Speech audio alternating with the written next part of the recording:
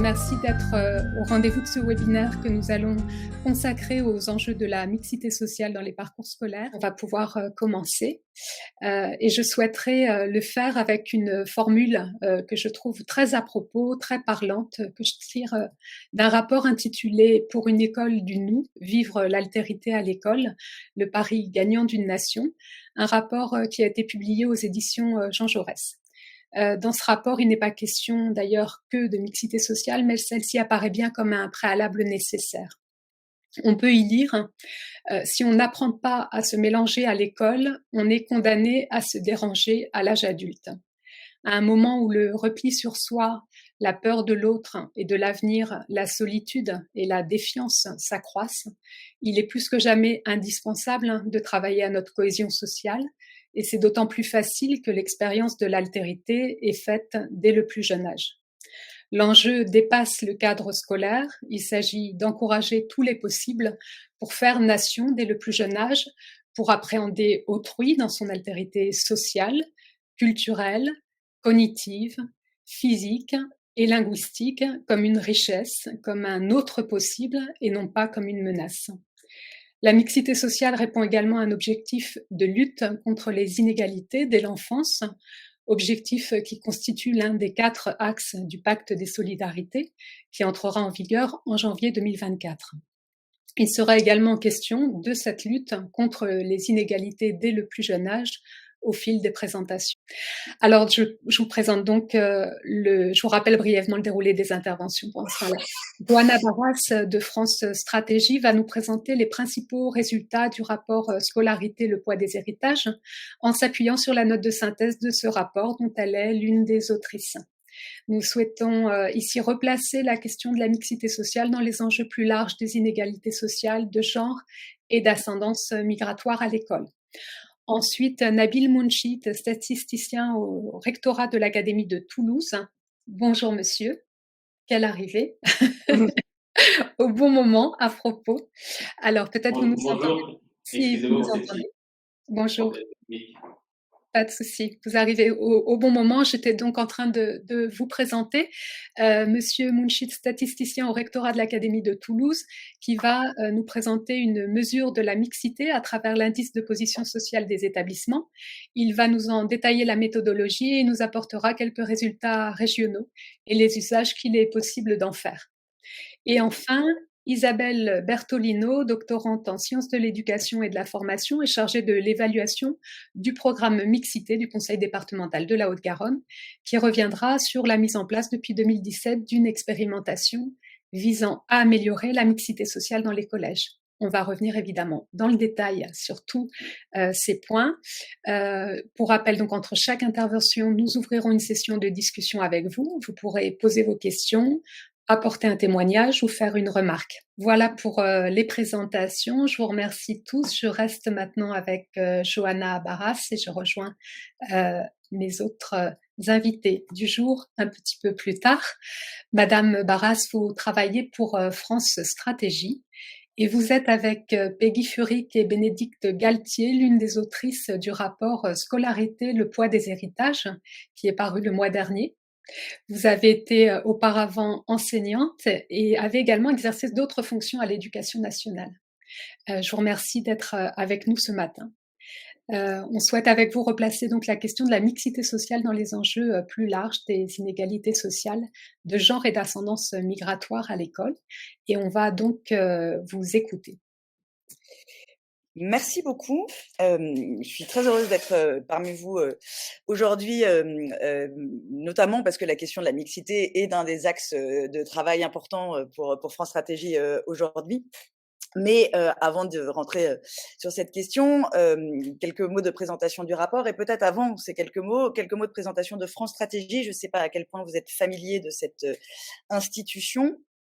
Donc France Stratégie, c'est un organisme qui dépend du gouvernement, de la première ministre tout particulièrement, et qui produit des études, des analyses de politique publique et qui fait de la prospective et des évaluations, et qui le fait, c'est important de le souligner, en toute autonomie. avec 2 modalités de travail, soit sur commande du gouvernement ou de l'Assemblée, et j'y reviendrai dans un instant, soit en autosaisine. C'est-à-dire que on se fixe un programme de travail annuel dans lequel on réalise un certain nombre de ces analyses de politique publique. Et c'est le cas de ce rapport que je vais vous présenter aujourd'hui, donc qui s'appelle Le poids des héritages, et qui est consacré à la construction des inégalités scolaires tout au long de la trajectoire des enfants. Et c'est un travail qui, comme je viens d'indiquer, s'inscrit dans un axe beaucoup plus large de réflexion et de travaux de France Stratégie sur les inégalités, et en particulier sur les inégalités qu'on dit ou qu'on a appelées héritées. On se penche depuis plusieurs années maintenant sur des inégalités qu'on peut rattacher aux conditions de naissance de manière relativement large. Donc à la fois aux questions d'origine sociale, aux questions d'ascendance migratoire, aux questions de genre, aux questions territoriales aussi, même si c'est pas un point qu'on a abordé tout précisément dans ce rapport-là. Et comment est-ce qu'on est arrivé à cette réflexion sur les trajectoires scolaires? En plusieurs temps. On a eu une réflexion, encore une fois, au long cours, et on a publié au printemps, avant ce rapport, une note sur les inégalités de revenus, sur des inégalités de revenus liées aux mêmes caractéristiques, donc origine sociale, genre, ascendance migratoire, territoire. Et cette note montrait plusieurs choses de manière très forte. D'abord, elle montrait une hiérarchisation très nette des facteurs d'inégalité, et j'y reviendrai, entre l'origine sociale, le genre et l'ascendance migratoire. Et elle montrait aussi, après d'autres, évidemment, à quel point ces inégalités de naissance étaient médiées, étaient transmises par le diplôme. Et donc notre travail dans ce rapport et dans la note que je vais vous présenter maintenant, ça a été justement de remonter le fil de ces inégalités de diplôme, dont on sait qu'elles sont évidemment elles-mêmes liées à ces variables de l'origine sociale, du genre et de l'ascendance migratoire. Alors qu'est-ce qu'on a essayé de faire précisément dans ces travaux? Alors déjà quelques éléments de précision un peu méthodologique, hein.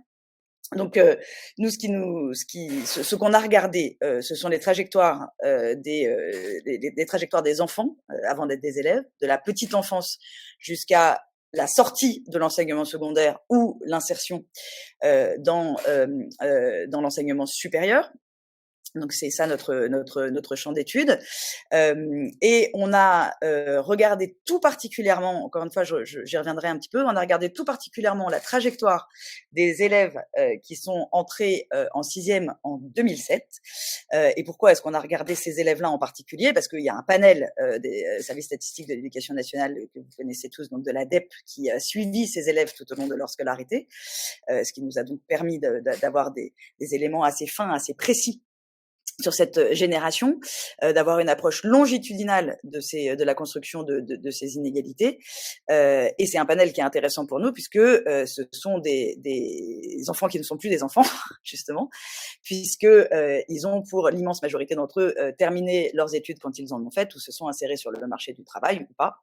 Et donc on a des trajectoires complètes de ces élèves. C'est pas les seuls élèves qu'on a regardés, mais on a prêté une attention toute particulière à ces élèves-là. Alors comment est-ce qu'on les a regardés, à partir de quelles variables? Donc je vous l'ai dit, on s'est intéressé à leur origine sociale. Alors quand on dit origine sociale, on dit plusieurs choses, hein. L'essentiel des données qu'on a traité, analysé, sont des données qui portent sur les catégories socio-professionnelles des parents, parfois sur leurs revenus, mais aussi, et c'est fondamental, sur ce qu'on appelle leur capital culturel, avec cet indicateur, encore une fois, qui est aussi bien connu, qui est le diplôme des parents, et en particulier le diplôme de la mère, dont on sait que c'est une des variables les plus corrélées à la réussite et aux trajectoires scolaires des enfants. Sur la question du genre, bon là il n'y a pas d'indicateur particulier, hein, on a regardé les garçons et les filles. Et sur la question de l'ascendance migratoire, un point aussi de précision.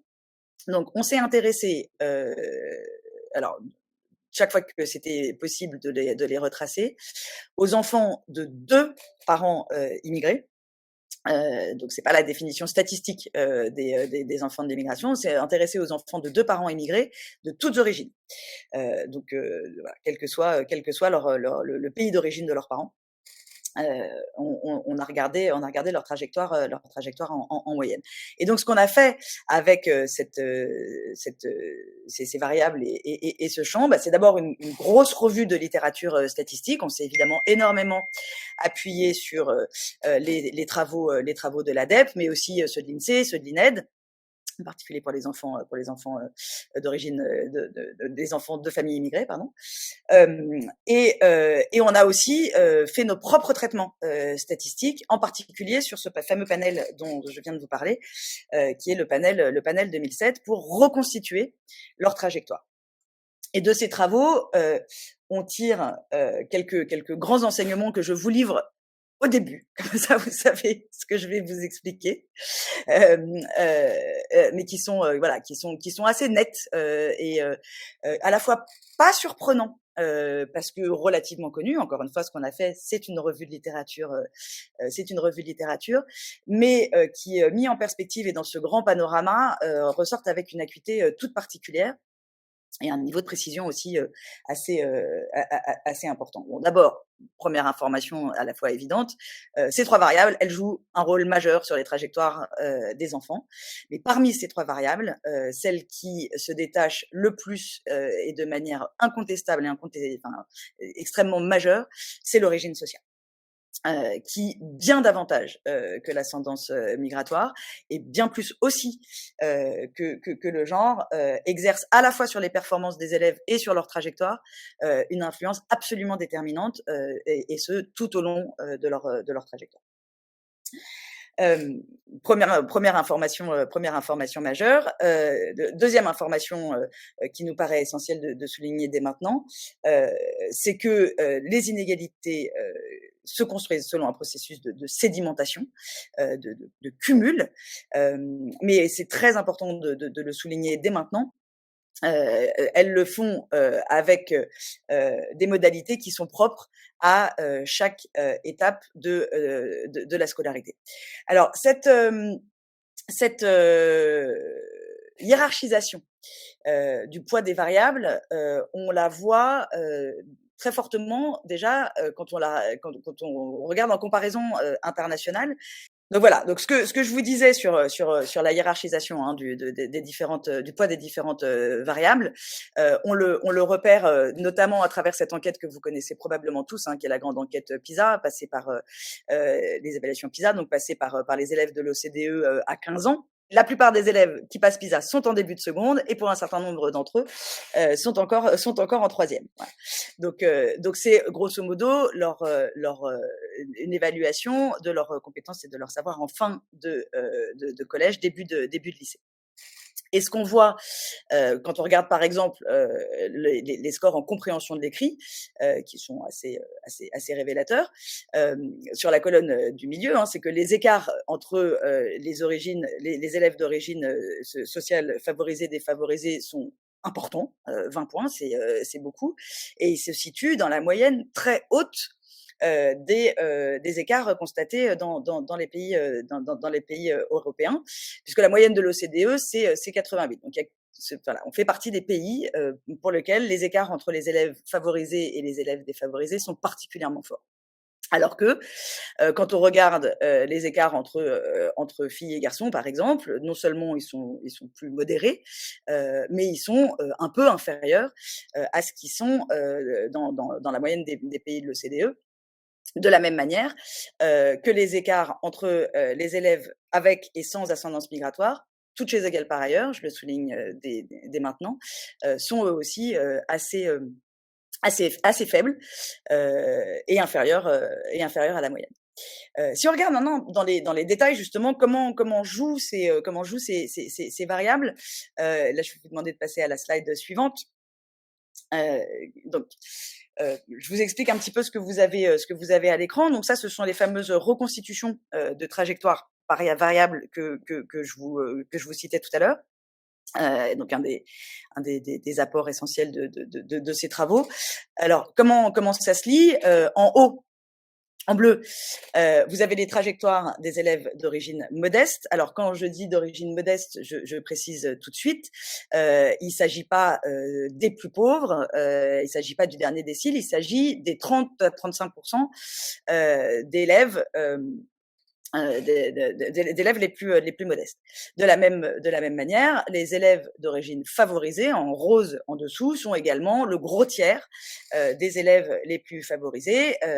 Donc un gros tiers, ça inclut, ça vous étonnera pas, les enfants d'enseignants en particulier, dont on sait que les résultats et les trajectoires sont très proches, voire meilleurs encore que celles des cadres. Et donc ce qu'on a fait, c'est qu'on a regardé année après année où ces élèves entrés en sixième allaient et étaient.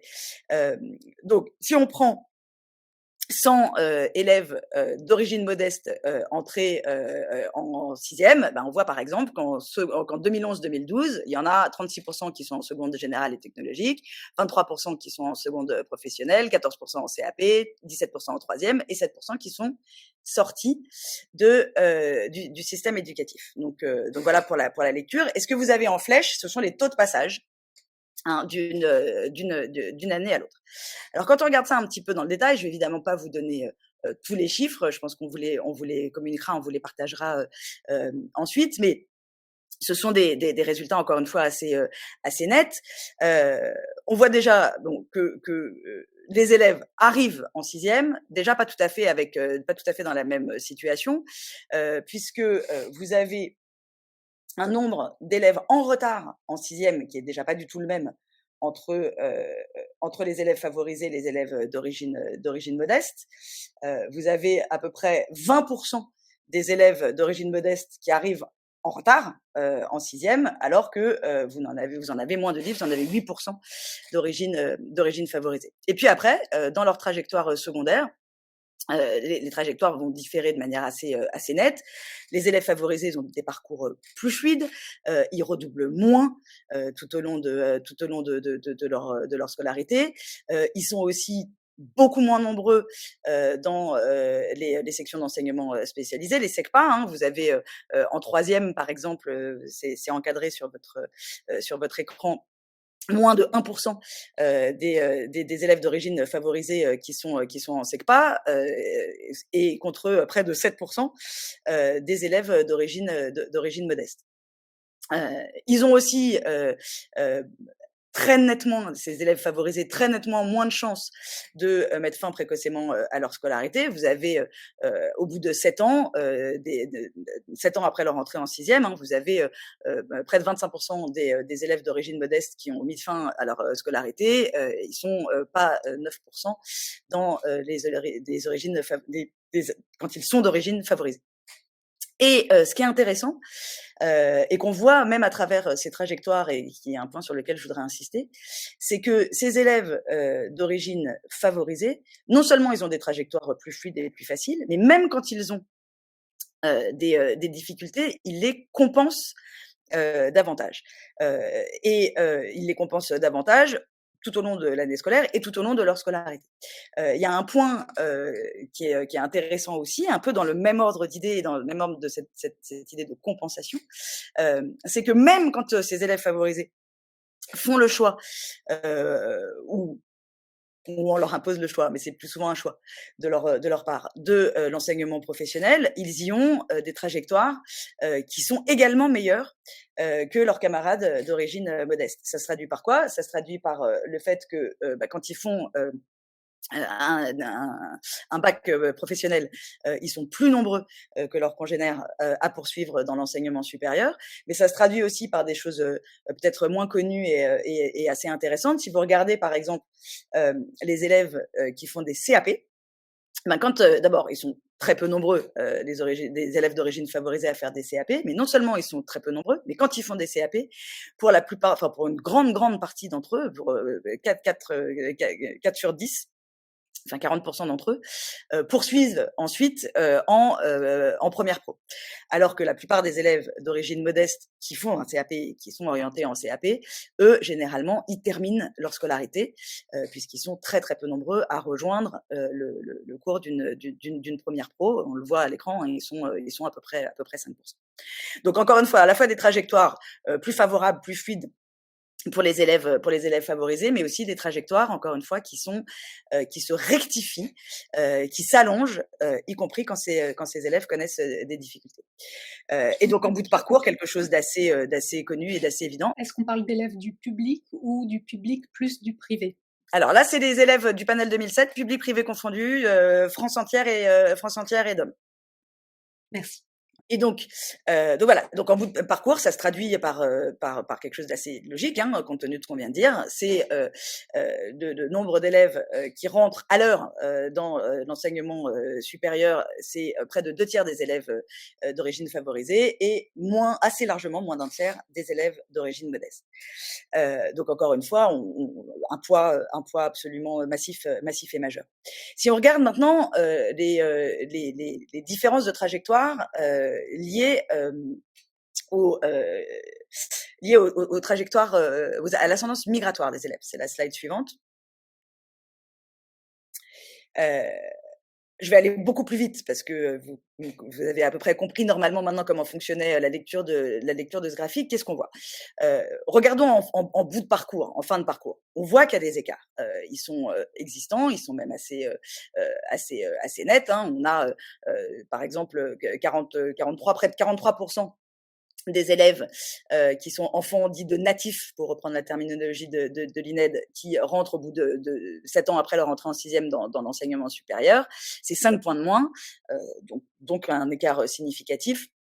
Parmi les enfants de deux parents émigrés, de la même manière, un nombre plus important d'enfants d'immigrés a à ce moment-là mis un terme à sa scolarité, hein, c'est 35% qui le font 7 ans après l'entrée en 6e, contre à peine plus de 30 pour les enfants de natifs.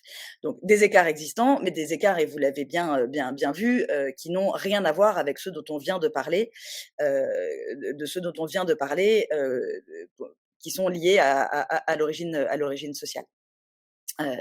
Donc très rapidement, ce qu'on voit, hein, c'est les mêmes observations que ce qu'on peut faire pour les écarts liés à l'origine sociale, mais en très nettement atténué, un peu plus de redoublement. Alors avec quand même un point à noter important, le nombre de pourcentage de redoublement en primaire est lui beaucoup plus marqué. Mais ensuite, ça se rejoint au cours de l'enseignement secondaire. Donc un peu plus de redoublement, un peu plus d'enseignement spécialisé, un peu plus de sorties précoces et des carrières scolaires un peu plus contrariées, un peu plus courtes. Mais je répète, le mot important ici, c'est essentiellement un peu. Et l'autre élément fondamental, c'est que les chiffres que je vous donne là sont des chiffres non corrigés de l'origine sociale. Donc on regarde en moyenne l'ensemble des enfants de natifs et l'ensemble des enfants d'immigrés. Mais si on les regarde toutes choses égales par ailleurs, c'est-à-dire si on corrige ça des caractéristiques sociales des élèves, et ben là la situation change complètement, puisque non seulement ces écarts sont faibles, mais ils sont parfois même inversés.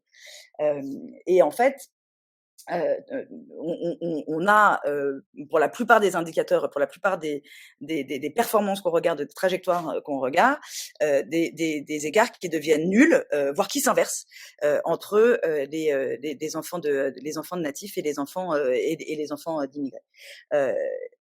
On a même des éléments intéressants, hein, encore une fois, quand on le regarde toutes choses égales par ailleurs, on a des enfants d'immigrés qui sont moins nombreux dans la voie professionnelle, qui sont moins nombreux à sortir sans diplôme que les enfants natifs. Et donc, c'est vraiment un point pour nous extrêmement important à souligner, c'est que pour les enfants d'immigrés comme pour les autres, c'est l'origine socio-écologique, économique pardon, et le capital culturel qui sont, comme pour tous les autres enfants, encore une fois, le déterminant majeur des trajectoires d'enfants d'immigrés. Et on avait une formule dans le rapport qu'on utilise et qu'on aime bien pour le souligner, hein, c'est de dire que la plupart du temps, les enfants d'immigrés, enfin bien souvent plus exactement, les enfants d'immigrés sont des pauvres comme les autres. Et ils connaissent le même destin quand ils sont d'origine défavorisée, c'est-à-dire souvent, que leurs camarades d'origine native. Si on s'intéresse aux filles maintenant, on repère assez bien ce paradoxe bien connu. C'est-à-dire qu'on a des filles qui sont plus performantes tout au long de leur carrière scolaire, avec des écarts de performance qui sont sensibles, qui le sont dès la petite enfance, ça vous le voyez pas à l'écran, mais qui sont constants tout au long de la scolarité. Elles ont des meilleurs taux de réussite aux examens, à tous les examens, non seulement au brevet, mais au bac dans toutes les séries et j'insiste sur ce point, y compris dans les séries scientifiques et industrielles. Elles sont beaucoup moins nombreuses à les présenter, mais elles y ont des meilleurs résultats en moyenne. Elles redoublent moins, elles sortent moins souvent sans diplôme du système éducatif. Elle s'oriente davantage en filière générale et là aussi j'insiste sur ce point, elle s'oriente davantage en filière générale, y compris à niveau équivalent aux garçons. C'est-à-dire que non seulement elles s'orientent davantage en filière générale parce qu'elles ont globalement des résultats scolaires qui le leur permettent, mais à niveau moyen ou un peu juste, comme peut le dire entre enseignants, elles s'orientent aussi plus en filière professionnelle que des garçons, en filière générale que les garçons, qui au même niveau choisissent eux davantage la filière professionnelle. Donc c'est exactement l'inverse de ce qu'on observe dans les écarts liés à l'origine sociale, puisque à niveau équivalent, les enfants d'origine modeste s'orientent davantage dans les filières professionnelles que les enfants d'origine favorisée. Et pour les garçons et les filles, c'est l'inverse qu'on observe. Mais alors, quand on parle du paradoxe du genre, ça c'est la slide suivante, il faut bien souligner que malgré ces meilleures performances et ces trajectoires globalement plus favorables des filles, on a des choix d'orientation qui sont extrêmement genrés, que ce soit dans le secondaire ou dans le supérieur, et qui sont des choix qui sont moins rentables sur le marché du travail, moins valorisés sur le marché du travail, et donc qui explique que c'est pour les filles, comme pour les garçons d'ailleurs, hein, en partie le diplôme qui va ensuite expliquer les écarts de salaire, mais c'est pas le niveau de diplôme, ça va être la spécialité de diplôme, ça va être les choix d'études et non pas le niveau atteint. Et ça c'est un point, je passe dessus relativement rapidement, mais je voudrais vraiment le souligner parce qu'on a regardé cette question d'assez près, puisqu'on pourrait se dire que bah oui, mais si elles sont meilleures globalement et en même temps moins bonnes en maths, c'est assez logique et assez normal qu'elles ne choisissent pas des filières scientifiques ou industrielles. Et en fait, ce qu'on a constaté dans ces travaux, c'est que oui, il y a des écarts de performance entre les garçons et les filles en mathématiques, avec des résultats qui sont un peu meilleurs par les garçons assez tôt, très tôt même, dans la scolarité, mais que c'est des écarts qui restent extrêmement mesurés, qui restent voilà, qui permettent absolument pas, hein, qui sont pas du tout au niveau pour expliquer ces écarts d'orientation qu'on constate par la suite. D'autant plus, comme je vous le disais, que quand les filles font ce choix des filières scientifiques ou industrielles, elles y obtiennent globalement de très bons résultats. Donc voilà pour ce paradoxe. Donc en résumé, 3 variables qui ont un impact majeur, mais une qui s'en détache tout particulièrement, celle de l'origine sociale. Donc ça, c'est le premier travail qu'on a fait dans ce rapport et dans cette note, hein. C'était vraiment d'identifier ces variables et de regarder comment elles jouaient et comment elles s'articulaient entre elles. Et puis le deuxième axe de réflexion, c'est à quel moment de la scolarité, tout ça se met en place. Et voilà, comment ces inégalités se sédimentent, se construisent, se cumulent, voire se compensent pendant la scolarité. Et donc, on a identifié évidemment des étapes et des charnières qui ne sont pas très étonnantes non plus. Hein. On est évidemment, on s'est calqué sur l'organisation du système scolaire parce qu'il est déterminant dans la construction de ces trajectoires. Et donc, qu'est-ce qu'on retient de cette analyse par étapes? D'abord, évidemment, le poids, l'importance de ce qui se passe avant l'école. Et dès les premiers pas, puisque dès les premiers pas, on observe des divergences assez importantes dans les compétences préscolaires, et en particulier dans les questions d'acquisition du vocabulaire. Mais ce qu'on observe aussi, et c'est fondamental de le souligner, c'est tout l'intérêt et tout l'apport de l'accueil collectif en crèche, qui a un impact très fort sur la réduction de ces inégalités, en particulier celles liées au langage. Sauf que le problème, c'est que ceux à qui ça bénéficie ou ça bénéficierait le plus, c'est-à-dire à la fois les enfants de familles modestes et les enfants d'immigrés, elles n'y accèdent pas, puisqu'on a moins de 5% d'entre eux qui ont aujourd'hui la possibilité d'être accueillis en crèche. Donc ils arrivent déjà, ces enfants, en primaire, avec des écarts qui n'ont pas pu être compensés, qui n'ont pas pu être réduits par un passage en crèche. La primaire, alors dans l'école primaire, les deux moments sont très très différents, hein, puisque ce qu'on constate, c'est que la maternelle, elle est plutôt propice à la réduction des inégalités. Alors, on manque de sources, on manque de données sur ce point. On a un nouveau panel aujourd'hui qu'on va pouvoir étudier d'enfants de maternelle qui nous permettront probablement d'affiner ces diagnostics. En plus, la maternelle a connu beaucoup d'évolutions ces dernières années. Mais voilà, on a quand même le sentiment, enfin plus que le sentiment, on a quand même des indices statistiques qui tentent à montrer que la maternelle est plutôt un moment favorable à la réduction de ces inégalités, alors que dès l'entrée en primaire, des écarts des écarts de genre et d'origine sociale commencent à s'installer, à se creuser. Avec un phénomène particulièrement notable qui est que les progressions des enfants ne sont pas les mêmes. C'est-à-dire que non seulement ils arrivent avec des écarts importants, enfin déjà notables en CP, mais qu'en plus ils progressent différemment tout au long de leur carrière à l'école élémentaire. Les élèves donc en difficulté en début de CP, quand ils sont d'origine favorisée, un grand nombre d'entre eux ne le sont plus en CM2, alors que ceux d'origine modeste qui sont en difficulté en CP, pour la majorité d'entre eux, le sont toujours en CM2, voire ont aggravé leurs difficultés en CM2. Mais le gros, et ça aussi on le sait déjà, mais on le voit quand même de manière extrêmement marquée quand on regarde ce panorama. Le gros quand même se joue au collège, et cette différenciation des performances et des trajectoires, elle se construit vraiment très fortement au collège. Un collège qui est moins unique que ce qu'il considère être ou ce qu'il devrait être, par la trop faible mixité qui est sa caractéristique, plus fortement qu'en primaire, malgré la ségrégation résidentielle en primaire, largement plus forte par deux phénomènes que vous connaissez, sur lesquels évidemment on va continuer à discuter ensuite, hein, qui sont à la fois la fuite, ou en tout cas le choix du privé par un certain nombre de familles, en particulier les familles favorisées, et la persistance des dérogations à la carte scolaire qui donc prive des élèves qui bénéficieraient le plus d'une politique de mixité sociale et scolaire de cette possibilité.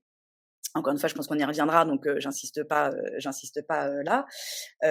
Mais cette mixité insuffisante, elle influe très clairement sur les parcours sur les parcours des élèves et en particulier sur les parcours à moyen et long terme. Encore une fois, prête à en rediscuter dans la suite de la conversation, parce que j'ai déjà beaucoup parlé.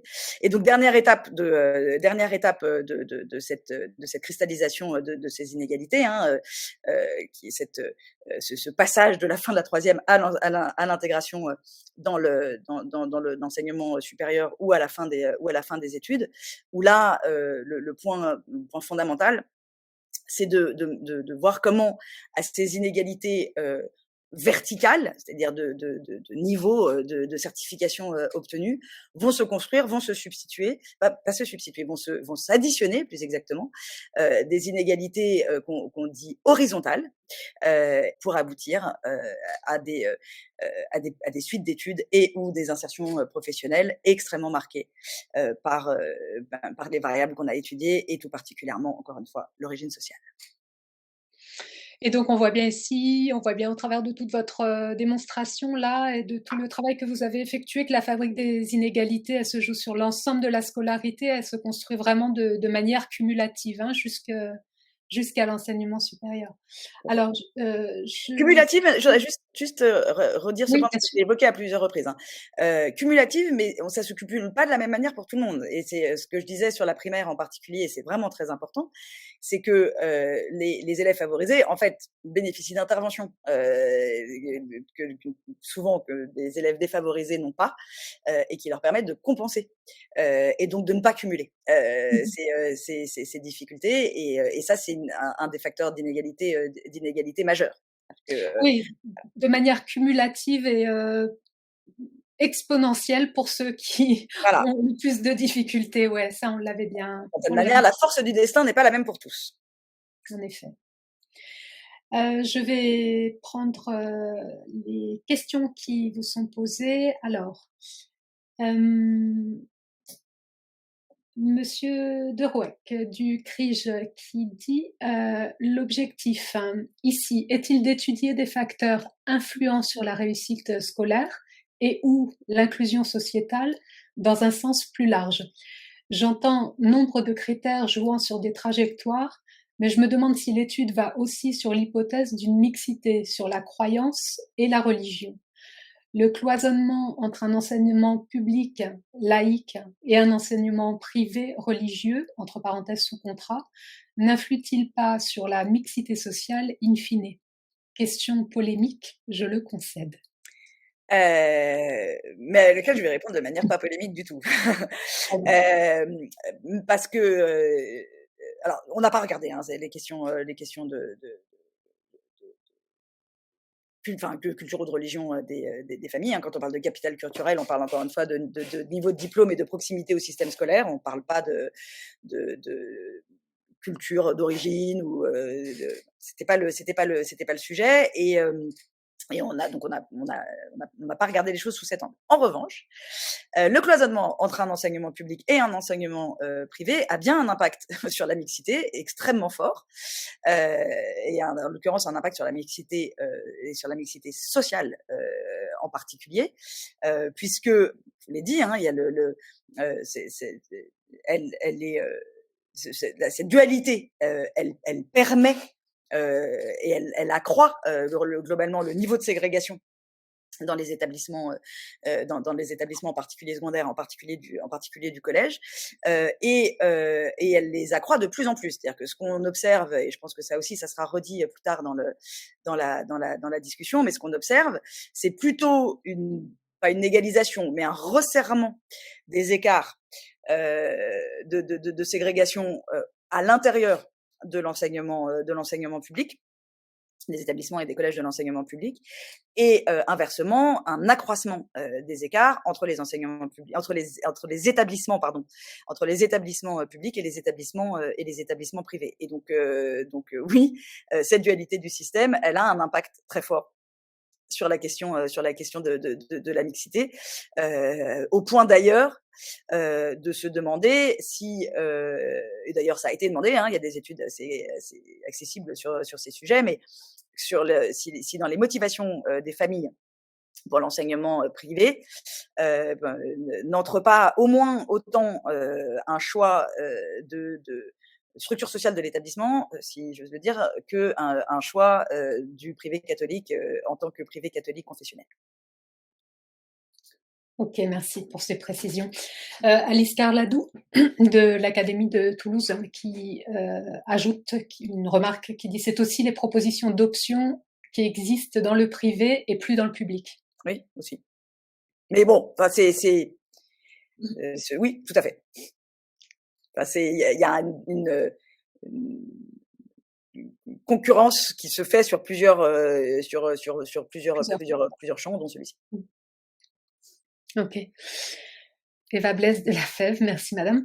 Avez-vous étudié sur la reprise d'études des élèves décrocheurs en fonction de leur catégorie sociale, genre, ascendance migratoire? C'est une très bonne question. Non, on l'a pas fait. On a regardé les décrochages. C'était relativement simple à faire, hein, parce qu'on dispose de beaucoup d'études sur le sujet. Sur les reprises d'études, d'abord, je sais pas comment on le ferait méthodologiquement. Avec le panel 2007, ça doit être possible, mais je crois pas parce que statistiquement, c'est pas suffisamment de gens. Mais non, c'est une très bonne question. L'hypothèse, c'est que les facilités, enfin, j'aurais tendance à imaginer, compte tenu de tout ce qu'on a vu, qu'elle est facilitée pour les élèves les plus favorisés, mais c'est même pas sûr parce que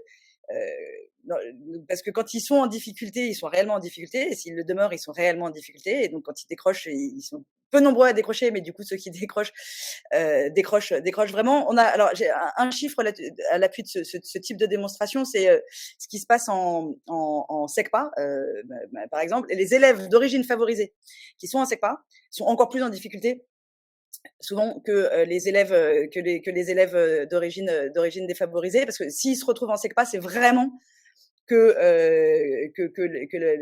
en ont besoin. Donc voilà, on a ces biais-là. Donc non, je n'ai pas la réponse à votre question. Je la trouve très intéressante et très pertinente. Et je réfléchis à comment est-ce que méthodologiquement on pourrait retrouver ces élèves et suivre leur trajectoire. Et avec encore une fois un risque que les effectifs qu'on arrive à trouver soient pas suffisants pour être statistiquement significatifs. Merci pour ces précisions. Alain Courbier nous dit « Merci pour cette analyse sur l'équité, mais le but de l'école est-il d'obtenir pour tous le diplôme le plus haut possible ?» Très bonne question, mais c'est pas ce qu'on dit. La question n'est pas d'obtenir pour tous, c'est de rendre possible à tous d'obtenir le diplôme qu'ils veulent, ou qu'ils veulent, qui sont dans leur possibilité, en tout cas que le niveau et le choix du diplôme ne soient pas corrélés, comme il l'est de manière extrêmement forte, particulièrement en France. C'est bien parce que c'est pas le cas partout à ce niveau-là qu'on se permet de dire que c'est un problème. Mais donc c'est là d'une certaine manière on en revient au vrai cœur de l'égalité des chances, d'une certaine manière. L'idée c'est pas que tout le monde soit cadre, l'idée c'est pas que tout le monde fasse fasse un master ou une grande école, ni même une filière enfin et particulièrement pas une filière générale. Mais l'idée c'est que le choix entre le choix entre la filière générale et la filière professionnelle soit bien un choix. Et pas une dépendance de ses caractéristiques de naissance. Une question de madame Laune Pralon. Au sein des mêmes établissements, pardon, je recommence. Au sein même des établissements, on constate que les élèves n'ont pas toujours d'espace commun, cursus Ulysse et cursus classique, par exemple. J'ai fait des ateliers de développement de compétences psychosociales avec des élèves de 6e et de 5e Ulysse ou non, et cela a été très significatif dans le bénéfice rapporté par les élèves. ce genre d'atelier peut être un levier, mais quels sont les moyens mis en œuvre? Je ne sais pas si c'est vraiment une question. Alors, bah, ouais, c'était pas on n'a pas regardé, les moyens mis en œuvre dans les politiques d'égalité. C'est ce qu'on va faire, maintenant, à France Stratégie dans les semaines qui s'ouvrent. On a commencé de ce diagnostic qu'on avait posé, on va se servir pour maintenant engager un volet sur les politiques publiques. Donc, cette question des moyens, on va l'étudier dans ce cadre-là.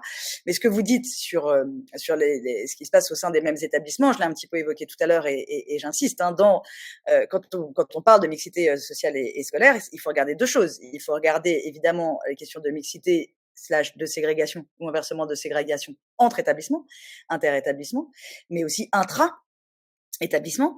Et donc là, il y a des politiques d'établissement qui sont très très différentes les unes des autres, et beaucoup de collèges dans lesquels il y a une répartition des options, comment dire, des options internationales en particulier, des langues qui n'aggravent pas la ségrégation sociale et scolaire au sein des établissements, mais il y a toute une série de collèges dans lesquels c'est bien le cas. Il y a encore des classes qui sont de fait des classes de niveau, et donc il y a cette réflexion à avoir, non seulement encore une fois sur l'affectation des élèves entre les différents établissements, mais aussi sur leur répartition par groupe au sein des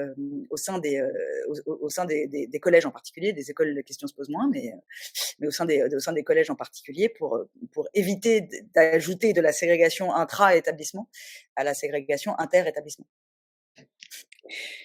Y a-t-il, on va peut-être passer à l'intervention suivante, puisqu'on a pris un tout petit peu de retard, mais c'était fort intéressant. Je vous remercie pour votre intervention très complète. Si jamais il y avait d'autres questions à l'attention de Madame Barras, elle reste là et elle pourra revenir à la fin pour répondre à ces quelques questions complémentaires. N'hésitez pas à les formuler ici. Et je vais donc demander à Monsieur Nabil Mounchid, merci Madame, merci infiniment, Monsieur Mounchid de nous rejoindre. Vous êtes statisticien au rectorat de l'Académie de Toulouse et vous allez nous présenter une mesure de la mixité à travers l'indice de position sociale des établissements, l'IPS. Vous allez détailler la méthodologie, quelques résultats régionaux et les usages qu'il est possible d'en faire. On va donc vous écouter. Merci, monsieur. Très bien, je vous remercie. Donc oui, Nabil Mounchid, je suis attaché statisticien de l'INSEE, actuellement en poste au rectorat. Du coup, comme le disait Madame Quillier, je fais partie du service statistique du rectorat. On élabore différentes statistiques sur les effectifs du premier et du second degré au sein de l'Académie de Toulouse.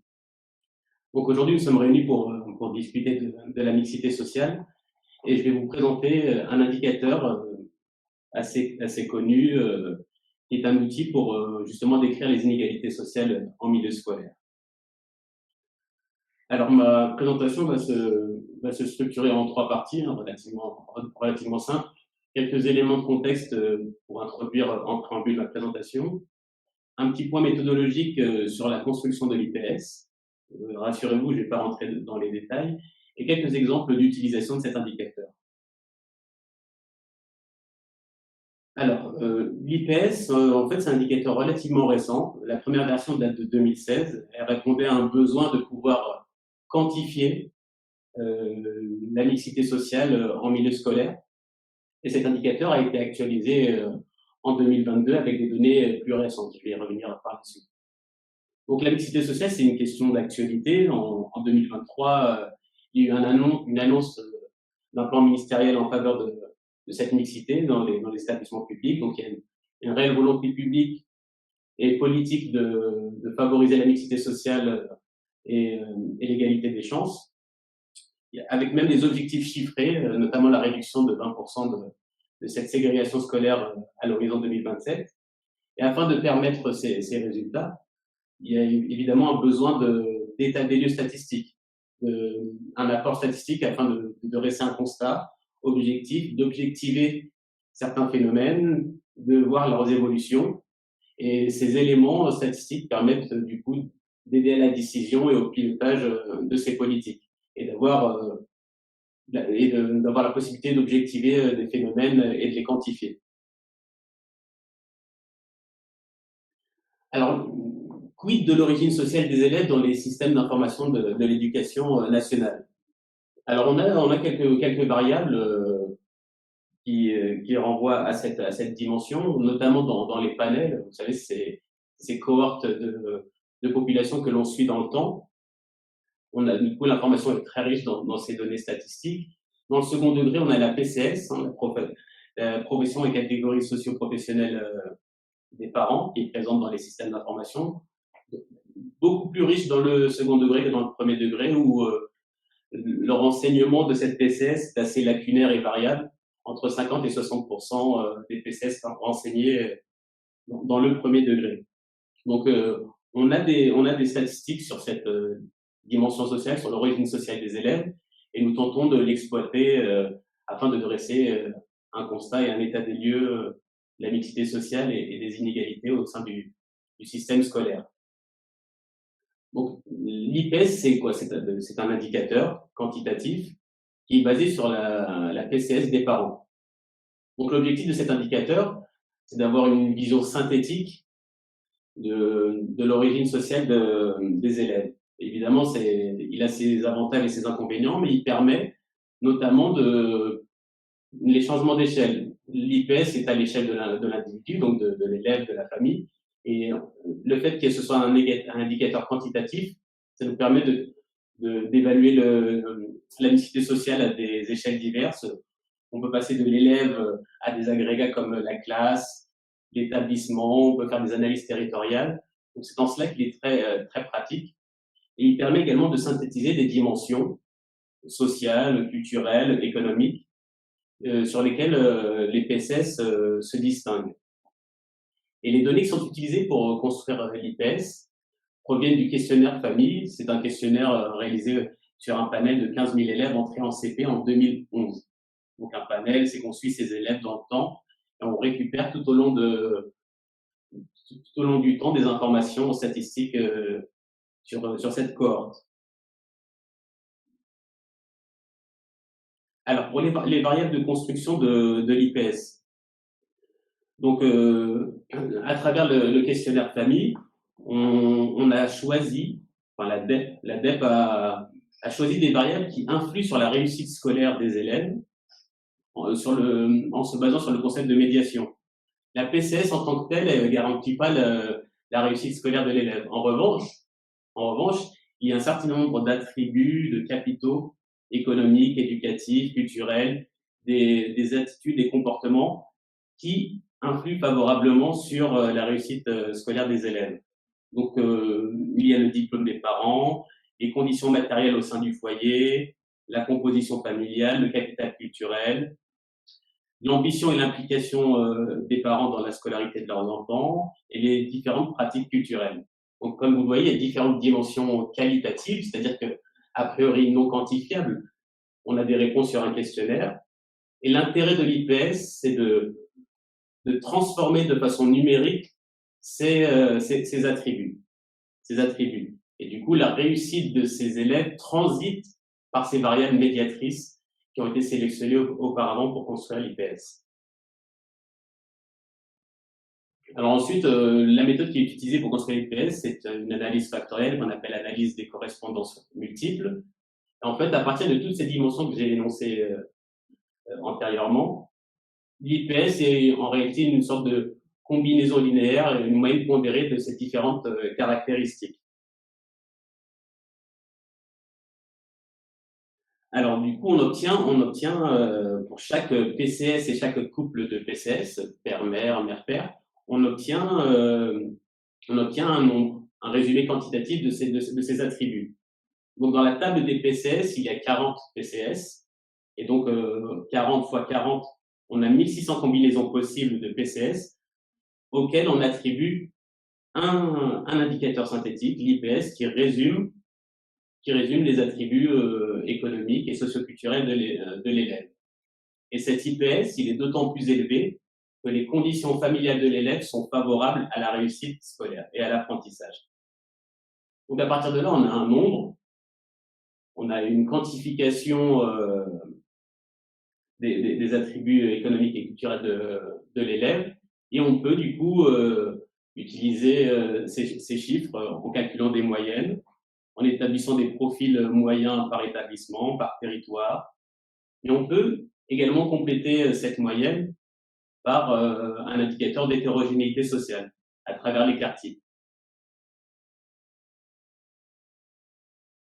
Alors là, je vais vous présenter quelques résultats et des usages qu'on peut faire de l'IPS d'après ce que je viens de vous montrer. Donc là, on a une carte départementale à l'échelle nationale de l'IPS moyen des collégiens. Ce qu'on peut voir en 2022, c'est que la Haute-Garonne, donc département d'Occitanie, est le 4e département français avec l'IPS moyen le plus élevé. Je parle des IPS des collégiens. Il s'élève à 115,8. Donc, il se place juste derrière Paris, les Hauts-de-Seine et les Yvelines. Ce qu'on remarque sur la carte, donc les aplats de couleurs sont d'autant plus foncés que l'IPS est élevé, c'est que souvent ces IPS élevés, on les retrouve dans les départements avec des grandes métropoles, Rennes, Nantes, Bordeaux, Toulouse et Lyon, et évidemment Paris. Une manière de contrôler la pertinence de l'IPS, c'est de le croiser avec d'autres indicateurs et statistiques qui viennent d'autres sources. On peut penser à des sources de revenus via les données INSEE. Et on remarque qu'il y a une forte corrélation entre l'intensité de l'IPS et le revenu médian des ménages.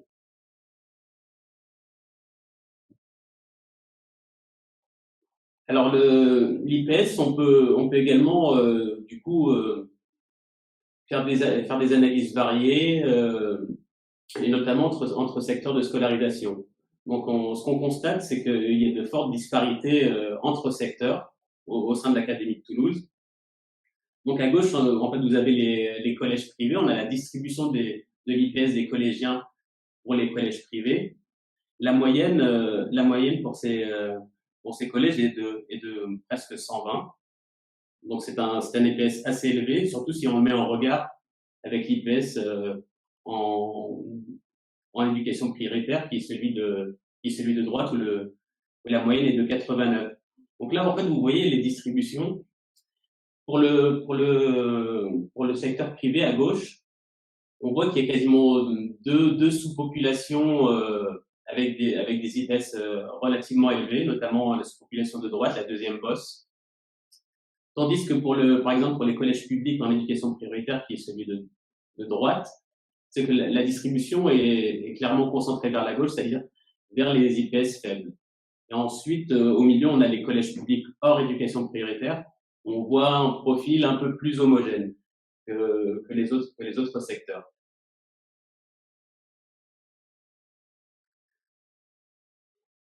Alors là, si on fait un petit focus sur l'Occitanie, juste pour un peu insister sur ces constats, la forte dissymétrie entre secteurs. Donc là, sur les 584 collèges de la région académique Occitanie, il y en a quasiment la moitié qui ont un IPS inférieur à la moyenne nationale.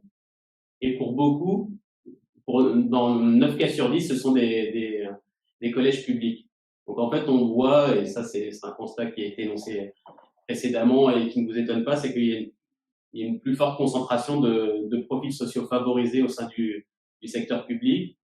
Et d'ailleurs, il y a différentes statistiques complémentaires qui tentent à montrer que justement c'est là que l'écart et la dissymétrie entre secteurs s'intensifient. C'est que le secteur public a tendance à davantage capter d'élèves favorisés, ce qui déséquilibre un peu les compositions sociales entre secteurs.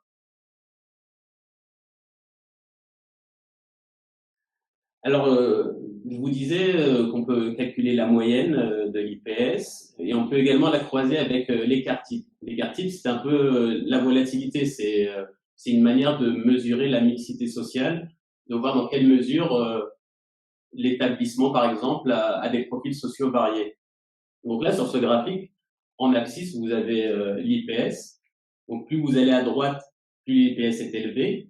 Et en ordonnée, vous avez l'écart type. L'écart type, c'est-à-dire le degré de mixité sociale. Donc, plus vous êtes haut, plus l'établissement présente des mixités sociales et des profils sociaux différents. Et là, c'est à l'échelle de France métropolitaine. Le nuage de points bleus, ce sont les collèges publics.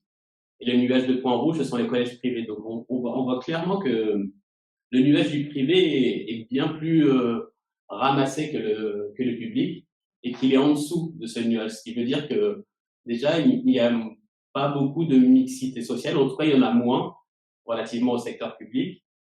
Et que plus on se dirige vers la droite, plus l'IPS est élevé et plus cette mixité se réduit. On voit la queue de distribution vers la droite qui est très ramassée. Donc en fait, on a un secteur privé qui concentre des profils très favorisés, avec relativement au secteur public qui lui présente davantage de diversité sociale au sein des établissements du public. On voit également que dans le public, à gauche, en fait, si vous deviez partager en quatre ce graphique, en bas à gauche, vous auriez les IPS faibles et couplés à une mixité faible. Si on devait imaginer un cadran, en haut à gauche, on aurait des IPS faibles, mais une forte mixité. En haut à droite, on aurait un fort IPS et une forte mixité. Et en bas à droite, on a plutôt un fort IPS et une mixité réduite, ce qui est très, très visible pour le secteur privé. Alors, toujours dans le sens de compléter l'approche par la moyenne, parce que la moyenne, c'est un indicateur intéressant, mais le statisticien préfère le coupler à l'écart type, parce que la moyenne est fortement sensible aux valeurs extrêmes, c'est-à-dire plus on a de valeurs extrêmes hautes ou basses, et plus la moyenne fluctue et instable. Parfois, on peut même lui préférer la médiane qui partage la population en deux. Mais nous, dans notre cas, on va compléter cette approche par la moyenne à travers l'écart type. Et là, ce que vous avez, en fait, c'est la répartition des collèges selon le degré d'hétérogénéité des collèges. Ce qu'on remarque, c'est que le brassage social dans les collèges d'éducation prioritaire est très faible. On le voit, c'est la première boîte à moustache en haut. On a quasiment les 3/4 des collégiens de REP plus qui ont un indice d'hétérogénéité inférieur à 25. En revanche, on voit que les collèges publics sont les établissements les plus mixtes. Les plus mixtes, c'est la boîte à moustache jaune.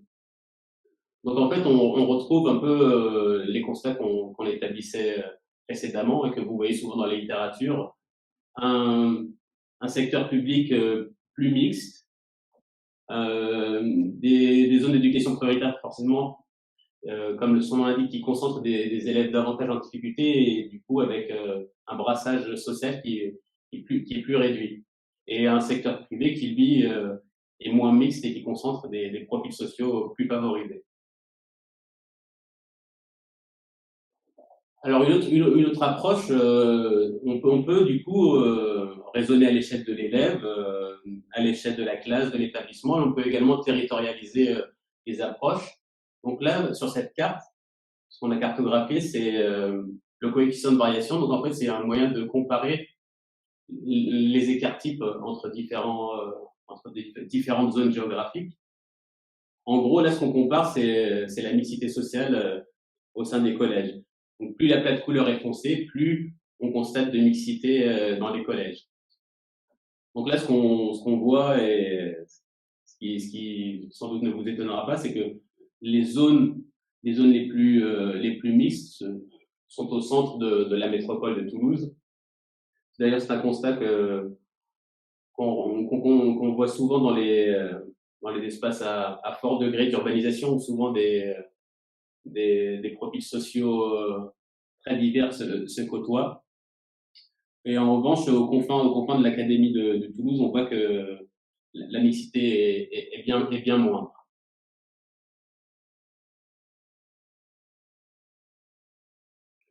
Alors, l'IPS, on peut le croiser, on peut le croiser par secteur d'activité, on peut le croiser par zone géographique. On peut également regarder un peu le lien qu'il y a entre l'IPS et les résultats aux examens. Donc là, ce que l'on vous a affiché, c'est un nuage de points avec les collèges, à l'échelle nationale, et les résultats au DNB. Donc là, ce qu'on peut constater, c'est que vu la forme du nuage, en moyenne, plus l'IPS est élevé et plus les élèves réussissent au DNB. Toutefois, il ne faut pas se cantonner à ce résumé. On peut distinguer des cas particuliers. Je ne sais pas si vous le voyez bien, mais j'ai mis 3 points rouges sur ce nuage. Donc, pour nuancer le propos, c'est que à IPS équivalente, l'IPS figure en abscisse, on voit que les résultats au DNB peuvent être très différenciés. Donc ça peut questionner et encourager les décideurs à regarder pourquoi à IPS équivalent, à IPS moyen équivalent, à profil social moyen équivalent, eh bien un établissement échoue, que les élèves de ces établissements réussissent moins bien à l'examen du DNB. Donc ça permet de mettre le doigt sur des facteurs qui sont sans doute extérieurs et on peut, grâce à ça, mettre une focale et creuser le sujet pour voir pourquoi certains établissements réussissent mieux que d'autres à IPS équivalent. Et de la même manière, si on se place de manière horizontale, à résultat équivalent, on voit que des établissements à IPS différents réussissent de la même manière. Donc là aussi, ça peut aiguiller la réflexion et nous poser des questions sur les raisons qui font que on a des résultats similaires, mais que les IPS sont différenciés. Donc voilà, on peut mettre à profit l'utilisation de l'IPS de façon assez riche. Et c'est tout l'intérêt d'avoir un indicateur quantitatif, c'est de permettre des calculs relativement faciles, en tout cas intelligibles au plus grand nombre, avec le calcul des moyennes, des médianes, la variabilité de cet IPS, le croiser avec des variables type secteur de scolarisation, zone géographique, les croiser avec les résultats ODNB. En tout cas, son usage est relativement riche et il permet également de soulever certaines questions comme celle que je viens d'évoquer sur les examens. Alors, en résumé, ce qu'on peut dire, c'est que l'IPS, c'est un indicateur synthétique et forcément, tout indicateur synthétique a ses avantages et ses inconvénients. Je ne doute pas que certains crieront que c'est beaucoup trop réducteur et simpliste de résumer une origine sociale sur un chiffre. Et effectivement, mais ça permet d'objectiviser, d'avoir une idée en moyenne des conditions sociales, de la mixité sociale sur des zones différentes, sur des agrégats différents. Et ça peut également alimenter la réflexion pour aller au-delà de ce simple constat et de chercher à expliquer pourquoi il y a des disparités comme sur les résultats des examens. Donc cet IPS, il est d'autant plus élevé que l'environnement de l'enfant est favorable à l'apprentissage. Donc là, comme sur la carte, il offre des perspectives d'analyse territoriale et on peut également les croiser avec d'autres données qui proviennent de l'INSEE, des données notamment fiscales ou sur les revenus. Et si ça vous intéresse, les données là que j'ai exploitées sont disponibles en open data. Donc en fait, vous avez une liste, une ligne par établissement, donc avec l'académie d'appartenance, l'effectif de l'établissement, l'IPS moyen, l'écart type. Donc vous pourrez retrouver les résultats que je vous ai présentés en vous emparant de ces données. Donc c'est un des grands avantages aussi de l'IPS, c'est que finalement il est disponible au plus grand nombre et qu'il y a une relative transparence sur ces chiffres. Et si ça vous intéresse, j'ai mis à la fin de mon support de présentation un lien vers le site internet de l'ADEF. L'ADEF, c'est le service statistique ministériel de l'éducation nationale.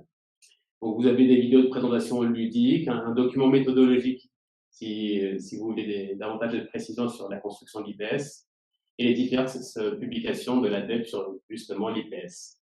Donc voilà, merci pour votre attention.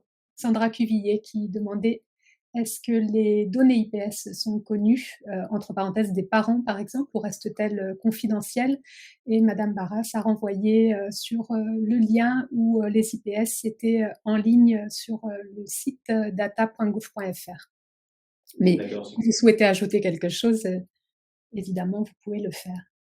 Oui, enfin, le public a accès à des données d'IPS agrégées. Donc, c'est au niveau des établissements. Mais par contre, les parents n'ont pas accès à l'IPS de leurs enfants. Ce sont des données extrêmement sensibles que nous gardons au sein du service. Donc, nous ne pouvons pas divulguer ou diffuser les données individuelles, notamment pour respecter le secret statistique. Merci, Madame, de nous rejoindre. Vous êtes doctorante en sciences de l'éducation et de la formation à l'Université Jean Jaurès à Toulouse. Vous avez été chargée de l'évaluation du programme mixité du Conseil départemental de la Haute-Garonne. Plus précisément, vous avez été missionnée pour évaluer le dispositif sur les enjeux de dynamique de socialisation des élèves. En décembre 2016, la ministre Najat Vallaud-Belkacem lançait un plan pour la mixité sociale dans les collèges. Depuis, 17 départements ont initié des politiques publiques locales dédiées à lutter contre les inégalités et la ségrégation sociale dans ces établissements. C'est le cas du département de la Haute-Garonne qui a initié dès 2015 des actions pour, je cite, lutter contre les déterminismes sociaux et l'entre-soi, pour rétablir l'équilibre du profil social des collèges du territoire et pour offrir à tous les élèves, quelle que soit leur origine sociale et géographique, les mêmes chances de réussite. Je citais le conseil départemental qui présentait ainsi l'intervention, ces actions depuis 2015, donc qui a précédé, en fait, vous l'aurez compris, le plan pour la mixité sociale lancé par Madame Vallaud-Belkacem. L'action du département est largement saluée, notamment par le CNESCO, qui est le Centre national d'études des systèmes scolaires. Le département, après un processus de concertation multipartite, a décidé de détruire de collèges dans le quartier du Mirail de Toulouse et de diriger les élèves de ces deux établissements vers de nouveaux collèges construits à cet effet et aussi dans un contexte de forte pression démographique. Vous allez nous expliquer quelle est la genèse de cette décision pour le moins radicale. Les premiers résultats semblent positifs et encourageants, aussi bien en termes scolaires qu'en termes sociaux. Vous allez donc nous présenter le contexte et les principes opératoires du dispositif, les premiers résultats observés, et notamment les observations faites sur la socialisation des élèves. Il y a néanmoins, bien évidemment, des limites et des freins, et je pense que vous les évoquerez également. On vous écoute. Merci beaucoup. Bonjour à toutes et tous. Oui, je vais vous présenter donc les conclusions d'une évaluation qui a été menée en partenariat avec l'ensemble des acteurs du dispositif de mixité sociale au Garonnais, à savoir et en premier lieu l'éducation nationale, hein, qui était le partenaire dans la mise en œuvre de ce plan. Et puis après, tous les partenaires associés, dont la FEV d'ailleurs, dont 2 personnes sont présentes aujourd'hui. Voilà. Et donc, on a mené cette évaluation sous une forme un peu spécifique, hein, qu'on appelle une recherche participative, parce qu'effectivement, ce dispositif en France, il était assez inédit, de très grande ampleur. Donc, notre souci, c'était d'être dans une démarche avant tout exploratoire et donc de profiter de l'expérience faite par les acteurs de terrain pour mener une recherche, non pas à partir d'hypothèses construites d'un point de vue strictement scientifique, mais à partir de l'expérience des acteurs. Donc voilà, donc ce que je vais vous présenter, ce sont nos conclusions au sortir de cette évaluation. Et puis, alors, déjà, voilà. Peut-être déjà commencer par présenter très exactement ce dispositif. Donc là, c'est très touffu ce que je vous montre hein, comme carte, mais on va prendre le temps quand même de la lire. Comme ça vous donnera une idée pour les personnes qui ne sont pas de Toulouse même. Donc là, on est sur la métropole toulousaine. La limite en rouge, c'est la limite de la ville de Toulouse. Et on voit des flèches. Et ces flèches, elles partent du quartier du Mirail, et plus précisément, les aplats de couleurs montrent les bassins d'école du quartier du Mirail, qui est donc inscrit en réseau d'éducation prioritaire renforcée. Et puis, on voit ces flèches partir plus ou moins loin, et souvent très loin. Et ce sont en fait les nouveaux collèges d'affectation vers lesquels ont été transférés les élèves des écoles du Mirail, nouveaux collèges d'affectation de Toulouse et de sa métropole, qui ont la particularité d'être des collèges qui accueillent un public plutôt favorisé, voire très favorisé, et plutôt homogène, qui ont aussi la particularité d'avoir un espace suffisant pour permettre l'accueil d'élèves supplémentaires. Voilà, puisqu'on a, comme ça a été dit, il y a une pression démographique assez forte sur Toulouse. Il y a des petits numéros, les numéros 1 et 2, qui correspondent à 2 phases distinctes de ce dispositif. La première phase, ça a été d'abord la fermeture du collège Badiou, fermeture progressive, puisque donc les écoliers sortant de CM2 ont été orientés vers leur nouveau collège d'affectation, et donc petit à petit, le collège Badiou s'est vidé jusqu'à accueillir sa dernière cohorte de 3e. Puis, dans la deuxième phase, ce sont les élèves du collège Bellefontaine qui ont comme ça aussi, enfin les écoliers, qui ont progressivement rejoint leur nouveau collège d'affectation. Alors, au sortir de ces 2 phases, il y a une 3e phase qui a été la reconstruction de 2 nouveaux collèges, dits pour l'instant Saint-Simon et Guillermy, vraiment à la jonction du quartier populaire du Mirail et du quartier nettement plus résidentiel de Saint-Simon. Et donc, le but dans ces 2 nouveaux collèges, c'est de constituer dès le départ un peuplement d'élèves hétérogènes et socialement mixtes. Donc, pour permettre cette mixité sociale, l'ensemble des élèves du Mirail n'ont pas été redirigés vers ces 2 nouveaux collèges. Ces 2 nouveaux collèges accueillent en réalité 2 écoles du Mirail et des écoles des autres quartiers alentours, côté plutôt métropole. Voilà. Donc ça, c'est pour vous donner une idée de l'ampleur du dispositif qui touche donc un peu plus de 1400 élèves et pour lequel ont été mis en place de nombreuses mesures d'accompagnement.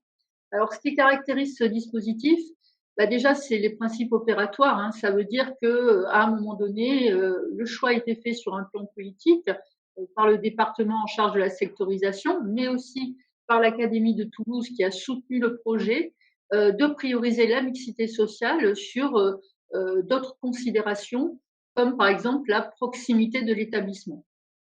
Jusque-là, ce qui avait de la valeur, ce qui était important, c'était d'avoir des établissements relativement proches du lieu de résidence des enfants. Là, on est parti du principe que pour que la mixité sociale soit possible, il fallait permettre ce déplacement.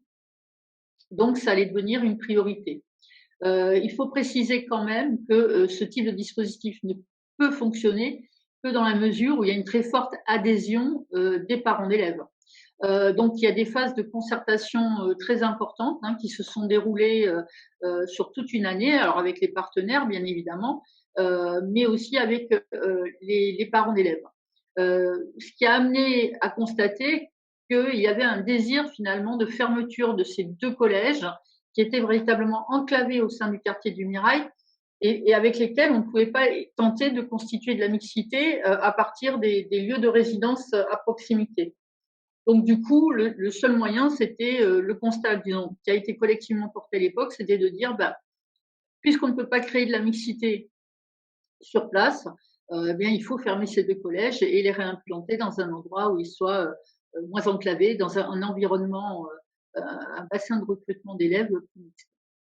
L'adaptation de l'action des services, parce que au-delà de l'importance de la population touchée par ce dispositif, en réalité, c'est tout un réseau de partenaires structurés autour de l'éducation prioritaire et de la culture professionnelle qui la caractérise. C'est tous ces professionnels qui ont vu changer leur périmètre d'intervention, qui ont du coup vu aussi changer leurs pratiques de toutes sortes de façons. Donc, l'adaptation des services, elle a réellement concerné l'ensemble des partenaires. Construire avec eux, ça a été aussi un autre élément déterminant. C'est pourquoi nous avons mené cette évaluation avec l'ensemble des acteurs associés autour de la mise en œuvre de ce dispositif. Et puis donc co-décider, y compris en associant les publics. Encore une fois, cette phase de concertation a été déterminante puisqu'au départ, le département de la Haute-Garonne et l'Éducation nationale avaient imaginé peut-être d'être plutôt sur des secteurs multicollèges. Puis le constat a été fait par l'ensemble des personnes qu'il était très peu probable que les familles favorisées de Toulouse aillent vers ces nouveaux collèges, vers ces collèges éducation prioritaire, et que de nombreuses familles de l'éducation prioritaire n'auraient pas forcément l'envie d'éloigner leurs enfants en allant dans des collèges plus favorisés dans le cadre de secteurs multicollèges et sans moyens spécifiques pour le faire. Parce que l'autre particularité donc, de ce dispositif, c'est qu'il a amené la mise en œuvre de nombreux moyens dédiés, dont entre autres des transports scolaires dédiés qui vont chercher les élèves sur le Mirail, puis les amener directement sans arrêt jusqu'au collège. Alors cet histogramme, qui peut être difficilement lisible parce que c'est un peu petit, mais j'ai fait un focus après, il montre l'ensemble, il compare en fait 2016 et 2020 et l'ensemble des collèges de la métropole, et il compare la façon dont on va dire la présence de publics défavorisés issus des écoles du Mirail a finalement petit à petit permis de faire évoluer la mixité sociale au sein d'établissements plus favorisés et globalement plus homogènes. Il y a une chose qui devrait vous frapper, et tout comme elle nous frappe de prime abord en voyant cet histogramme, c'est que nous sommes très focalisés sur les populations défavorisées. Alors, qui dit mixité sociale devrait dire aussi population favorisée et intermédiaire. C'est-à-dire qu'en réalité, la mixité sociale ne repose pas tout entière sur les publics défavorisés. Donc, je vais d'abord vous montrer peut-être le petit focus, voilà, où on voit les collèges. Alors, les collèges en rouge, je le précise, c'est le privé. Ça, c'est les établissements privés. Puis, en bleu et vert, c'est les établissements publics. Donc, on compare 2016 et 2020. Et donc, ce dont on se rend compte, c'est que tous les collèges qui ont accueilli des écoliers du secteur du Mirail ont finalement vu réellement augmenter le pourcentage d'élèves défavorisés au sein des établissements, ce qui est de façon parfois particulièrement importante dans certains d'entre eux. Donc, on a véritablement, finalement, au sein de ces nouveaux établissements d'affectation, créé une mixité qui n'existait pas jusqu'alors. Si maintenant on regarde d'un peu plus près, et là pour le coup en s'intéressant à toute la population du collège et pas seulement aux élèves défavorisés. Encore une fois, la mixité sociale, ça doit permettre une dynamique d'apprentissage, de socialisation meilleure, et qui par la diversité qu'elle introduit et qui concerne tous les élèves.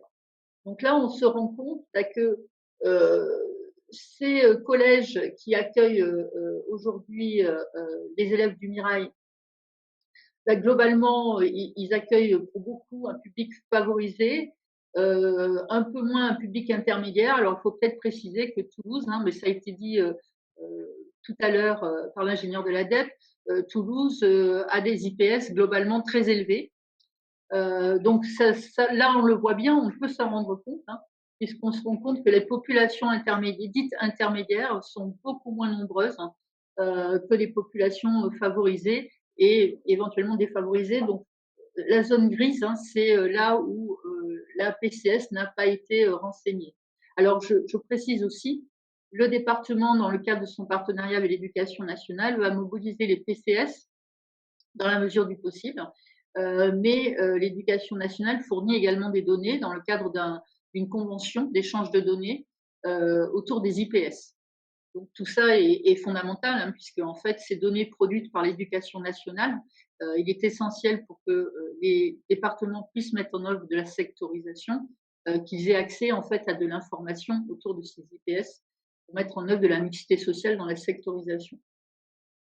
Donc voilà, donc on se rend compte que en 2022, quand on est arrivé au terme de ces différentes phases du dispositif, qu'on va avoir vraiment des collèges plus mixtes, et bien qu'encore il y ait de la marge de manœuvre pour un certain nombre d'entre eux. Alors, concernant les freins qu'on a observés lors de l'évaluation, il y a quand même de fortes dissymétries entre les acteurs, qui fait que ce n'est pas toujours évident qu'ils puissent participer aux décisions, même si dès le départ, toute la démarche était participative au niveau de la mise en œuvre du dispositif. Ces dissymétries, elles concernent aussi les parents d'élèves du Mirail, puisque même s'ils se tiennent et se sont tenus des réunions de concertation, d'information sur le quartier du Mirail, et même si des principaux d'établissement viennent tous les ans à la rencontre des parents d'élèves pour leur présenter l'établissement, encore aujourd'hui, les collèges ayant été éloignés du lieu de résidence, de nombreux parents ne participent pas à la vie du collège en tant que parents d'élèves délégués, par exemple, ce qui est une dissymétrie. La transformation des périmètres ou des modalités d'intervention de l'ensemble des partenaires. Alors, on a mis que c'était un frein. En réalité, les partenaires se sont adaptés et ont adapté leurs pratiques, mais très clairement, ces transformations de pratiques liées à ce changement de périmètre d'intervention, nous pensons à la réussite éducative, nous passons au club de prévention, et là, ça concerne donc la métropole et la ville de Toulouse. Pour qu'elles se mettent en œuvre efficacement, il est important qu'il y ait tout un temps de discussion où sont anticipées les répercussions de ce type de dispositif, où encore une fois, 1400 élèves de l'éducation prioritaire ont été finalement transférés et répartis sur 11 collèges favorisés de la métropole. Et puis une fragilité, alors là, j'aurais dû l'enlever d'ailleurs, une fragilité organisationnelle liée à l'absence de conventionnement. Nous avons eu grand plaisir au sortir de l'évaluation, et alors que nous avions souligné qu'il était une de nos problématiques émergentes, c'était que l'absence de convention entre les partenaires pour rendre pérennes, solides dans le temps les dispositions prises. Finalement, ça y est, nous avons signé la première convention en France autour d'un dispositif de mixité sociale co-construit par l'Éducation nationale et par un département. C'était au printemps dernier. Donc voilà, ça permet de donner des pistes et de penser ce type de dispositif. Je vais maintenant faire un focus sur la socialisation des élèves, puisque l'Éducation nationale s'est chargée du suivi des cohortes au niveau des performances scolaires. Et puis de notre côté, donc on s'est proposé de mener des observations dans les transports scolaires et dans les collèges. Dans les collèges, nous avons mené ces observations de type socio-ethnographique en partenariat avec la FEV. Donc là, je vais en venir très vite aux conclusions. Globalement, il y a 5. Alors ces observations, quand même, je précise, ont été menées sur plusieurs mois. Elles ont donné lieu ensuite à des discussions collectives dites focus group avec les élèves, puis à des entretiens individuels aussi avec eux pour recouper nos données. Du point de vue de la socialisation des élèves, on va dire que globalement, on a observé 5 phénomènes qui traversent l'ensemble de tout ce que nous avons recueilli comme données.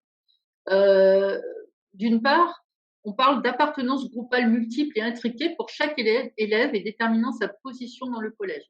Ce que je veux dire par là, c'est qu'on ne peut pas, si on observe comme ça indirectement les élèves, il n'y a aucun motif de distinguer les élèves issus de l'éducation prioritaire de n'importe quel autre groupe d'élèves.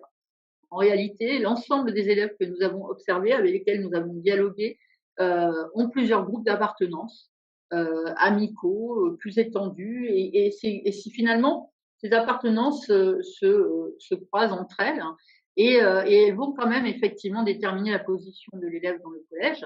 Ça veut dire que effectivement, il est mieux vu d'être riche et du coin que d'être pauvre et d'un quartier. Mais encore une fois, aucun élève n'est réductible à ses origines sociales ou à son quartier de résidence. Ensuite, il y a des appartenances subies et dénoncées comme injustes, donc c'est précisément celle que je viens de vous dire. Les élèves n'acceptent pas et se défendent fortement d'être ramenés à leur quartier, renvoyés à leur quartier de résidence. Par exemple, si un élève fait une bêtise et qu'il est originaire du Mirail et que quelqu'un dit c'est un du Mirail, c'est très mal vécu par les élèves. Ça renvoie à un stigmate dont ce dispositif de mixité a pour objet de les émanciper ou de les libérer, pardon. Donc ça, ils le disent quand ils trouvent qu'on mélange un peu tout, qu'on ne sait pas reconnaître la qualité des parcours à l'échelle individuelle. Les appartenances subies et tues. Alors là, très clairement, c'est l'appartenance au groupe filles ou au groupe garçons. Ce qui nous a frappé dans nos observations, c'est qu'il y avait effectivement une non-mixité entre deux sous-groupes culturels qui étaient en concurrence, c'est le groupe élèves filles et le groupe élèves garçons. ou plus précisément, le groupe élèves filles est subordonné au groupe élèves garçons. Donc, à un moment donné, ces appartenances, ça a été une de nos principales conclusions, qui ont consisté à dire on a créé la mixité filles-garçons dans les écoles, mais comme l'avait souligné l'historien Claude Lelièvre, si on ne reproblématise pas l'école, son fonctionnement et ses contenus en fonction de la mixité, ça ne fonctionne pas en réalité. C'est-à-dire que le groupe élèves filles, bien qu'il soit dans un environnement mixte avec des garçons, il continue de subir les formes d'oppression qui sont par ailleurs visibles dans la société. Donc, quelque part, j'ai envie de dire, cette réflexion, elle nous a renvoyé un peu à la question de la mixité sociale et en disant, en fait, dès l'instant où on crée un environnement social diversifié et hétérogène, ça nous met quand même en situation de devoir un peu nous reposer la question de fond de comment on s'organise, de comment on évalue l'avancée des apprentissages et à quelle fin. Enfin, des appartenances distinctives et valorisantes, là, c'est tout le système des options. Hein. Et puis, deux sous-groupes, alors déviant, le terme est inspiré du sociologue Howard Becker par rapport à la question des sous-groupes culturels. Ce sont les élèves dits perturbateurs ou intello, et qui, du point de vue des élèves, hein, là, on a étudié ces questions-là du point de vue des élèves, pas du point de vue des adultes. Il y a deux types d'élèves qui sortent du lot, enfin. C'est les perturbateurs d'un côté et les intellos de l'autre. La norme étant d'être un élève qui s'intéresse à ses pairs, qui se socialise et qui est parfois bon à l'école, mais pas forcément. En fait. Voilà. Ça, c'est un peu la norme majoritaire telle que l'ensemble des élèves, quel que soit leur quartier d'origine, défendent ce même système de normes qui est en commun. Donc, c'est une des autres conclusions de cette observation de la socialisation, c'est qu'en fait, les élèves issus du quartier de l'éducation prioritaire ne se distinguent aucunement des élèves issus de tout autre secteur d'école, dans leur rapport aux normes, aux règles ou aux usages. Donc voilà, donc ça c'est une des conclusions que je partageais tout à l'heure, c'est que finalement, à travers la mixité filles-garçons, on attendait que ça change un peu le destin des filles, et jusqu'à un certain point, ça l'a fait assurément. Mais on peut quand même se dire que de ne pas avoir réinterrogé globalement le système, ça ne permet pas d'atteindre tous les bénéfices qu'on peut espérer de la mixité. En l'occurrence, des conditions équitables de scolarisation, des chances égales de réalisation de soi et l'interconnaissance des groupes. Donc, dans le cadre de la mixité sociale dans les collèges, on peut estimer qu'au niveau de l'interconnaissance des groupes, ça fonctionne plutôt bien, puisque les élèves issus de l'éducation prioritaire, comme tout autre élève, va rester un peu avec les élèves de son secteur d'école lorsqu'il arrive en 6e, puis petit à petit, il va étendre son groupe social, ses groupes sociaux, les potes, les camarades, les meilleurs amis, les connaissances, et ainsi de suite. Donc voilà. Donc, du coup, au niveau de l'interconnaissance des groupes, ça fonctionne plutôt bien. Maintenant, pour ce qui est des conditions équitables de scolarisation et des chances égales de réalisation de soi, le fait est que dans le cadre de ce dispositif, de nombreux moyens supplémentaires ont été déployés, entre autres des classes à 25 en 6e. L'éducation nationale a déployé énormément de moyens, y compris par la mise en place de référents mixité, de maîtres interdegrés, maîtres mixité sociale, pour faire le lien entre l'école et le collège. Et du côté du département, également, beaucoup d'investissements a été mis dans l'animation des pauses méridiennes, plus l'accompagnement dans les transports et les transports. Donc, beaucoup de questions ont été anticipées au moment de la mise en œuvre de ce dispositif. Toutefois, il y a 3 problématiques qui ont émergé au sortir de notre évaluation. D'une part, dans la phase d'enquête préalable, et ça c'est un point important, c'est le fait d'analyser un peu plus en finesse, et ça ne peut se faire qu'avec l'éducation nationale et les personnels de l'éducation prioritaire, d'analyser un peu plus en finesse les profils des écoles qui sont appairés avec les collèges, car on se rend compte qu'il y a des collèges, il y a une liberté, une autonomie au niveau des établissements, donc il y a des collèges qui vont être beaucoup plus orientés sur la performance scolaire et d'autres sur l'inclusion. Enfin voilà, d'un collège à l'autre, il y a des variations comme ça assez sensibles sur la façon dont les équipes enseignantes et les équipes éducatives travaillent. Et donc, si on appaire une école où il y a beaucoup d'élèves allophones, par exemple, où ou des cohortes d'élèves assez instables parce que voilà, les personnes sont en précarité matérielle et précarité au niveau du logement. Ben, on se rend compte que c'est peut-être pas l'assortiment le plus idéal. Puisque encore une fois, il y a des collèges où on va être sur des politiques éducatives plus inclusives et qui seront peut-être plus à même d'accueillir des écoles en difficulté, et d'autres qui sont plus axées, par exemple, sur la performance scolaire et qui pourraient accueillir dans de meilleures conditions des écoles où on a déjà des familles qui ont une forte ambition scolaire et des élèves qui s'en sortent plutôt bien. Alors, si je précise ça aussi, c'est par rapport au fait qu'en réalité, on parle d'éducation prioritaire, mais on se rend compte quand on regarde de près le fonctionnement des écoles qu'elles sont elles-mêmes hétérogènes. Dans l'éducation prioritaire, toutes les écoles ne se ressemblent pas. On va vraiment avoir des écoles où on va trouver parfois une concentration de familles plus fragiles, plus fragilisées sur le plan économique et éventuellement socioculturel. D'autres, au contraire, pas du tout. On est vraiment sur des écoles au profil plus intermédiaire. Alors, deuxième problématique qui a émergé en amont de l'écriture des scénarios de sectorisation, c'est toujours de s'intéresser au plus près aux stratégies des familles en matière de respect des secteurs. Autrement dit, on s'est rendu compte dans le cadre de nos propres travaux que dès le départ, en fait, les familles qui résident dans le quartier d'éducation prioritaire du Mirail avaient des stratégies d'évitement des 2 collèges du secteur. Et on voit bien que d'une école à l'autre, on a des différences. Il y avait des écoles où les familles étaient majoritairement dans l'évitement du collège de secteur, et puis d'autres écoles où pas du tout.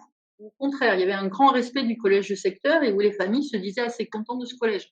Donc là, voilà, encore une fois, on voit qu'il y a une hétérogénéité des familles, c'est-à-dire que si il y a une proximité du point de vue des PCS ou de l'IPS entre les familles, il y a quand même une très grande hétérogénéité dans les pratiques éducatives, dans la relation à l'institution scolaire aussi.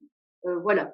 Donc ça, c'est à prendre en considération probablement plus finement en amont dans les temps d'enquête pour mettre en œuvre ce type de dispositif. Enfin, troisième problématique émergente, et je vais être presque au bout de ma présentation, désolée pour la longueur. Donc là, c'est ce que j'ai dit tout à l'heure, donc je ne vais pas être longue. Au moment où nous avons conclu notre évaluation, il n'y avait pas de convention. Maintenant, enfin, il y a une convention, et donc nous ne serions que trop inciter les collectivités qui s'intéressent à ce type de politique à vraiment ne pas hésiter à travailler en amont avec l'éducation nationale sur le fait de construire une convention qui permette de garantir dans la durée que ce type de dispositif, qui peut être donc très lourd en termes d'engagement des parents d'élèves, va vraiment avoir à disposition tous les moyens nécessaires pour bien fonctionner. C'est le dernier point là-dessus qui nous paraît important. On a beaucoup montré les méfaits de la ségrégation scolaire et sociale, mais la mixité sociale ne répond pas forcément mécaniquement et automatiquement, n'est pas forcément une réponse efficace à la ségrégation. Déjà, la mixité sociale, il faut qu'elle soit assortie d'une mixité scolaire si on veut en attendre quelques bénéfices. Et puis, globalement, il a été démontré qu'il fallait également des dispositifs compensatoires qui accompagnent ces changements et que c'est pas juste mécaniquement en transférant des élèves d'un endroit à un autre qu'on va réussir à arranger la situation. Je conclus avec ce schéma. C'était la dernière dimension, enfin la dernière conclusion importante qu'on voulait partager. Ce que donne à voir finalement l'ensemble de l'étude, c'est que cette mixité, avant d'être tout en étant un projet à caractère éducatif, elle doit s'inscrire dans un projet de territoire. Il faut envisager la question de la mobilité des élèves, de la mobilité des familles, également comment on peut bâtir des secteurs plus mixtes de recrutement pour les élèves. Au cœur de ce dispositif, on a beaucoup parlé de la réussite scolaire. Alors là, nous, dans le cadre des conclusions qu'on a menées avec les acteurs, il s'avère que beaucoup trouvent qu'on ne valorise pas assez la persévérance scolaire, c'est-à-dire être tout le temps focalisé sur le fait que les élèves aient une certaine moyenne au brevet et ainsi de suite. C'est insuffisant comme regard porté sur les résultats. S'intéresser à la persévérance scolaire, à l'amélioration du rapport à l'institution et de manière générale aux apprentissages, c'est un des bénéfices qu'on peut espérer attendre de ce type de dispositif. Et donc, il faut veiller à le valoriser aussi. Comme je le disais préalablement, la mixité scolaire et la, la, la dimension qui doit impérativement être corrélée à la mixité sociale, car on ne peut guère espérer, avec des classes de niveau, avoir le moindre effet bénéfique de la mixité sociale, parce que quelque part, les classes de niveau, c'est recréer de la ségrégation au sein même des établissements. Donc, c'est quand même pas ce qui était recherché là, hein, puisqu'on veut contrer les effets de la ségrégation. Enfin, une dernière dimension fondamentale, c'est les parents coéducateurs. Bon, j'ai pas pu, c'est trop long de développer autour de ça, mais il y a réellement un travail à faire essentiel autour de la question de la coéducation, vis-à-vis de laquelle des pratiques professionnelles restent à construire et aussi une clarté institutionnelle sur la place des parents d'élèves, et là je pense particulièrement aux parents d'élèves défavorisés, dans la façon dont on pense l'institution et dont on l'anime. Voilà, merci. Je vais essayer de quitter le partage. Merci à vous. Merci à vous. Et pour ce qui est de la corrélation entre la mixité sociale et la mixité scolaire, ça me fait penser ce que vous disiez à l'instant à un propos là que je lisais d'un proviseur d'un lycée à Nîmes, Monsieur Vincent Lepoint, il me semble, ou Lapointe, qui disait que 3 bons élèves de plus dans une classe, ça permettait de faire la différence, de faire des progrès spectaculaires en termes de résultats pour l'ensemble des élèves. Par rapport à ce que vous venez de dire, je me permets d'insister parce que ça a fait un peu débat là, les derniers temps dans l'actualité. Rappelez que quand même, sur le plan scientifique, alors autant il y a des choses qui manquent, sur lesquelles on manque encore d'éclairage. Sur la question des classes de niveau, au niveau scientifique, on n'est plus qu'éclairé sur cette problématique. Ça veut dire que de nombreux parents, par exemple, disent « je veux pas que mon enfant serve de locomotive intellectuelle dans une classe ».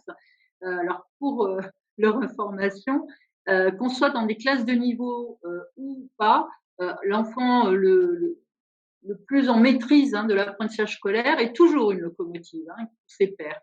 Même quand on les met dans une classe avec que des enfants très compétitifs, très performants. Et autre aspect qui là quand même devrait, je pense, pour lesquels je pense que les parents doivent absolument être informés, dans les classes de niveau d'élèves très performants sur le plan scolaire, il faut savoir que les élèves les plus performants réussissent moins bien que dans des classes hétérogènes. Ils réussissent moins bien parce que l'effet d'émulation, d'entraînement qu'on peut espérer dans une classe hétérogène devient en fait un effet de compétition, et que dans cette compétition, les élèves qui se mettent déjà la pression parce qu'ils sont heureux de réussir, ils ont envie de réussir, face à un groupe d'élèves qui sont eux-mêmes d'un très bon niveau, ça crée une forme de pression qui devient alors pour le coup beaucoup plus difficile à gérer pour les élèves les plus performants. Donc voilà, c'est un peu pour tout ce mythe autour de la classe de niveau. C'est bon. Par rapport à ce que vous disiez à l'instant sur la dernière diapo que vous passiez et du rôle de coéducation des parents, du coup, je me disais, c'est peut-être une question qui fâche un peu, mais il y a eu certains bémols apportés par certains parents d'élèves, et notamment ceux qui ne comprenaient pas pourquoi ces collèges étaient détruits, qui considéraient du coup qu'on avait une vision assez descendante de la mixité sociale et que c'était toujours à eux de faire des efforts et d'envoyer leurs enfants dans des collèges éloignés. Et par rapport à ce rôle de coéducation, je me disais, pour ces parents qui étaient investis jusqu'à présent et investis parce qu'ils étaient très proches du collège de leur enfant parce qu'ils étaient sur le territoire, comment est-ce que c'est possible de le faire et de poursuivre cette action pour eux qui du coup se retrouvent éloignés et quelque part doivent se sentir un peu dessaisis. Alors pour répondre au début de la question, alors moi je n'étais pas présente à ce moment-là, je suis arrivée ultérieurement dans le cadre d'une convention de recherche. Dans la première phase de concertation, le département de la Haute-Garonne et l'Éducation nationale avait proposé de créer des secteurs multi-collèges. Ça veut dire un même secteur de recrutement pour plusieurs collèges, mais sauf que tout le monde s'est accordé, y compris les parents du Mirail, pour dire que d'une part, jamais les parents des collèges favorisés partageant donc un même secteur n'allaient venir sur Badiou ou Bellefontaine, qui étaient les deux collèges d'éducation prioritaire. Fallait pas, jamais vraiment. il n'y avait aucun risque que les parents envoient leurs enfants sur Badiou ou Bellefontaine. Quant aux parents d'élèves des secteurs de l'éducation prioritaire, ils ont dit, de toute façon, encore une fois, les meilleurs élèves de Badiou et Bellefontaine vont partir dans les collèges plus favorisés qui partagent un même secteur, et donc ça va encore renforcer la difficulté dans les apprentissages scolaires au sein de Badiou et Bellefontaine. Donc cette décision très radicale de fermeture, de mesure de transfert des élèves et de recréation de 2 collèges dans un quartier, enfin dans une zone qui ne soit plus enclavée, c'est quand même un constat qui a été partagé favorablement par une majorité de participants à la concertation, y compris bien sûr du Mirail. Et après, et assez logiquement en fait, j'ai envie de dire le débat et la contestation, elle s'est formalisée à un niveau tout à fait entendable et compréhensible, qui était plutôt que strictement la question de l'éloignement, c'était la question de l'éducation prioritaire et des moyens engagés. C'est-à-dire l'éducation prioritaire, alors je ne vais pas débattre de ça là maintenant, ce serait trop long, mais globalement, une culture professionnelle depuis 1980 s'est créée autour de cette forme d'éducation, et quelles que soient les critiques qu'on peut lui faire, en tout cas, c'était la première fois qu'on s'emparait du problème, de l'efficacité du système d'éducation et des inégalités qu'il crée et qu'il favorisait. Donc, il y a eu une résistance côté éducation prioritaire, parce que ce dispositif, clairement, il mettait un terme à un fonctionnement très spécifique qui est celui de l'éducation prioritaire. Alors, pas au niveau du premier degré, mais dès l'instant où vous n'avez plus de collège en éducation prioritaire, vous n'avez plus de tête de pont du réseau éducation prioritaire. Donc, pour l'éducation nationale, c'était un vrai travail de transformation de la pratique professionnelle et de révision aussi des périmètres d'intervention. Et ce n'était pas les seuls. Ça a été vrai pour l'ensemble des acteurs qui sont impliqués dans le suivi de la scolarité.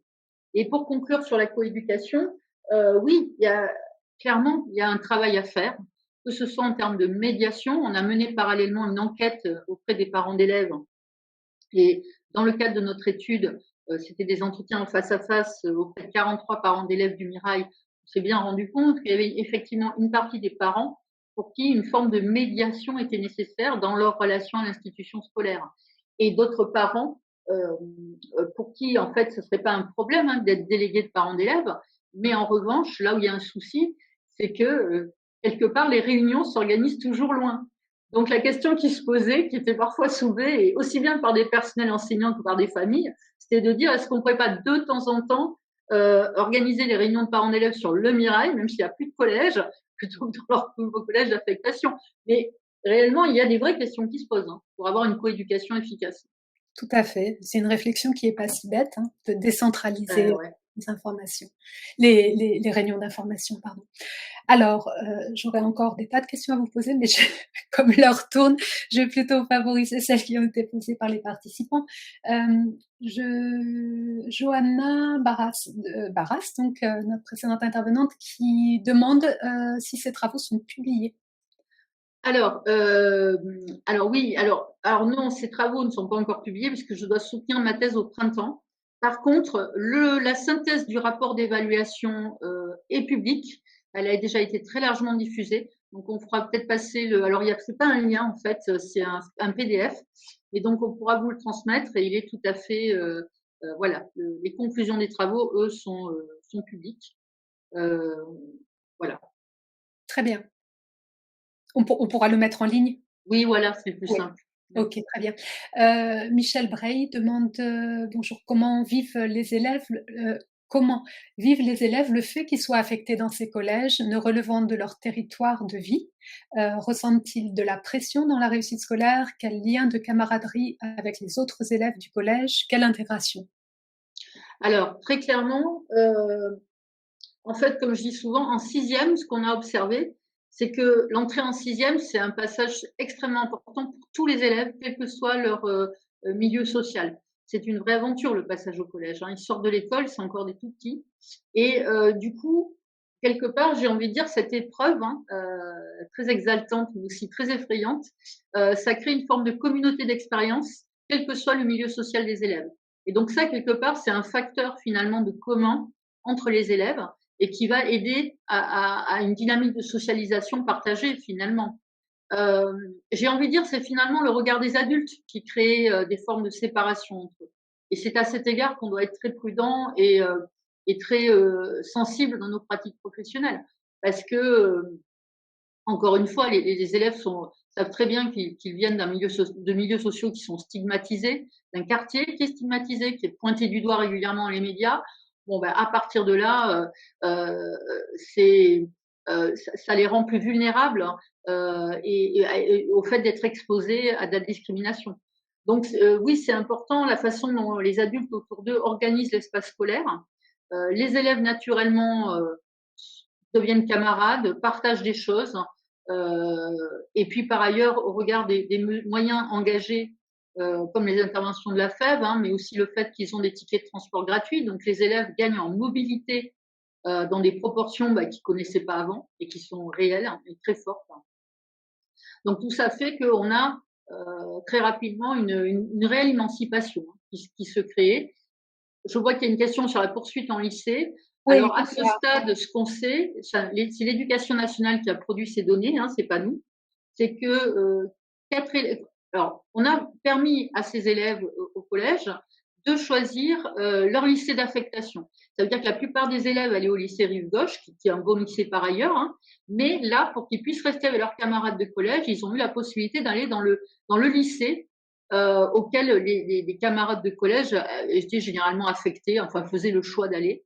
Donc, on a 4 élèves sur 5 parmi ceux qui sont restés dans leur collège, le nouveau collège d'affectation. 4 sur 5 ont fait le choix de rejoindre le même lycée que leurs camarades. Donc ça, c'est un point important. C'est-à-dire qu'à un moment donné, s'ils font le choix de rejoindre le même lycée que leurs camarades, c'est que quelque part, il y a une continuité. Et il y a bien quelque chose qui se passe au-delà de l'endroit où on réside. Oui, c'est-à-dire que probablement aussi, enfin, on peut l'imaginer, ce qui se passe à cet âge-là également, c'est que la camaraderie et le fait d'être avec ses pairs, les gens avec lesquels on a construit un réseau, une amitié, est plus important que le lieu dans lequel on va se retrouver. Et que la mobilité dont vous parliez juste avant, de laisser plus d'opportunités de mobilité à ces élèves, fait qu'ils ont moins peur aussi d'être dans un lycée qui, pour le coup, peut être encore un peu plus éloigné. Ah, tout à fait. Alors, Dominique Terré qui demande: est-ce que cette expérience de fermer des collèges enclavés dans des quartiers défavorisés a été largement rendue publique de façon à donner des idées à d'autres régions ou départements pour améliorer la mixité sociale par des actions entre guillemets fortes? Alors, oui, mais alors, une des difficultés, en fait, c'est que, comme vous l'aurez compris, les dispositifs aussi radicaux ne peuvent être mis en œuvre qu'en partenariat avec l'Éducation nationale. Et donc, en fait, là, à ce stade, ce qui est nécessaire, c'est une dynamique au niveau national. Il y avait une dynamique au niveau national sous le ministère de Najat Vallaud-Belkacem, mais après, elle s'est perdue parce que d'autres choix, d'autres priorités ont été données à l'éducation. Et donc, maintenant, on se rend très bien compte que pour que des départements mettent en œuvre ce type de dispositif, il leur faut une réelle complicité avec l'éducation nationale. Mais donc, les représentations déconcentrées de l'éducation nationale doivent aussi pouvoir se reposer sur une légitimité donnée aussi au niveau national par le ministère. Là, on voyait nos partenaires de la D2P sur le partage des données. Ils ont besoin qu'au niveau national, à un moment donné, quand une convention ou quelque chose va être signé, qu'il y ait un accord du ministère. Enfin, quand bien même il existe des services déconcentrés de l'éducation nationale, ils ne peuvent pas. Ils peuvent avoir des initiatives, bien évidemment, mais parfois elles engagent des niveaux de décision qui nécessitent aussi ce portage. Donc là, à ce stade, nous, on a beaucoup de sollicitations d'autres départements pour savoir comment on fait, etc. Donc, on répond à toutes les demandes, on répond aux questions autant que possible. Mais pour aller plus loin, je pense que ce sera bien aussi qu'il y ait une dynamique plus vaste. Ok. Et notamment pour aller dans ce sens-là aussi, je lisais qu'une des difficultés, ça avait été le temps de décision et la mise en œuvre différente entre une administration déconcentrée et une collectivité locale autonome, et qu'en 50 projets, en plus de 50 projets, il y avait eu 4 recteurs et 3 directeurs d'académie. Oui. qui s'étaient succédé, obligeant à chaque fois à renégocier, à réexpliquer, à reconvaincre, à tisser des liens de confiance. Et donc, on imagine bien que si tout cela est décidé d'un point de vue ministériel et établi, ça permet aussi de faciliter évidemment ces emplois du temps, ces rapports au temps qui sont très différents. Je crois qu'il y avait encore une question de la part de Sandrine Roche-Dailly qui vous demande: avez-vous observé une évolution de l'évitement scolaire, entre guillemets, dans les familles plus favorisées des collèges accueillant ces élèves du Mirail, ou cette nouvelle organisation a-t-elle été bien acceptée par ces familles? Alors, ça dépend vraiment des collèges. Sur les 11 collèges, globalement, il n'y a pas eu d'évitement. La première année, il y a eu un peu de mouvement, mais franchement, c'était pas, ça n'a pas été très important, sauf sur un collège, où là, vraiment, il y a eu d'un coup, le respect de la sectorisation a baissé de 20 points d'une année sur l'autre. Donc, c'était vraiment, là, il y avait un rejet, hein, clairement, des parents d'élèves à proximité, enfin, dans le secteur de proximité du collège qui ont refusé. Et puis, le bouche à oreille faisant son œuvre, voyant qu'il n'y avait pas péril en la demeure, on a à nouveau regagné 10 points sur les 2 années suivantes. Donc, ça veut dire que globalement, mais c'est le seul collège, en fait, où on a eu vraiment, oui, une chute du respect de la sectorisation. Et c'était très étonnant, parce que sur les 11, il n'y en a eu qu'un seul. Il y a eu cet effet-là. Globalement, sur les autres, il y a eu un peu de mouvement, mais en général, ça s'est rattrapé sur les années suivantes. Les familles avaient besoin d'être, dans le fond, rassurées, l'expérience se faisant, de voir que bon, il se passait rien d'extraordinaire, en tout cas rien qui mérite qu'on ait soudain de la défiance envers des collèges qui étaient par ailleurs très recherchés par les familles.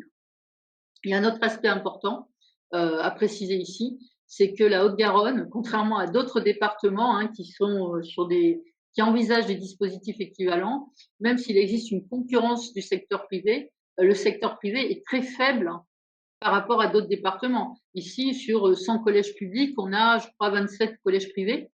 Donc, si vous regardez la proportion 100 collèges publics, 27 collèges privés, ça fait quand même une concurrence relativement faible par rapport à d'autres départements. Alors, je voudrais pas dire de bêtises, je crois que c'est la Loire-Atlantique, où vous avez quasiment moitié-moitié collège public, collège privé.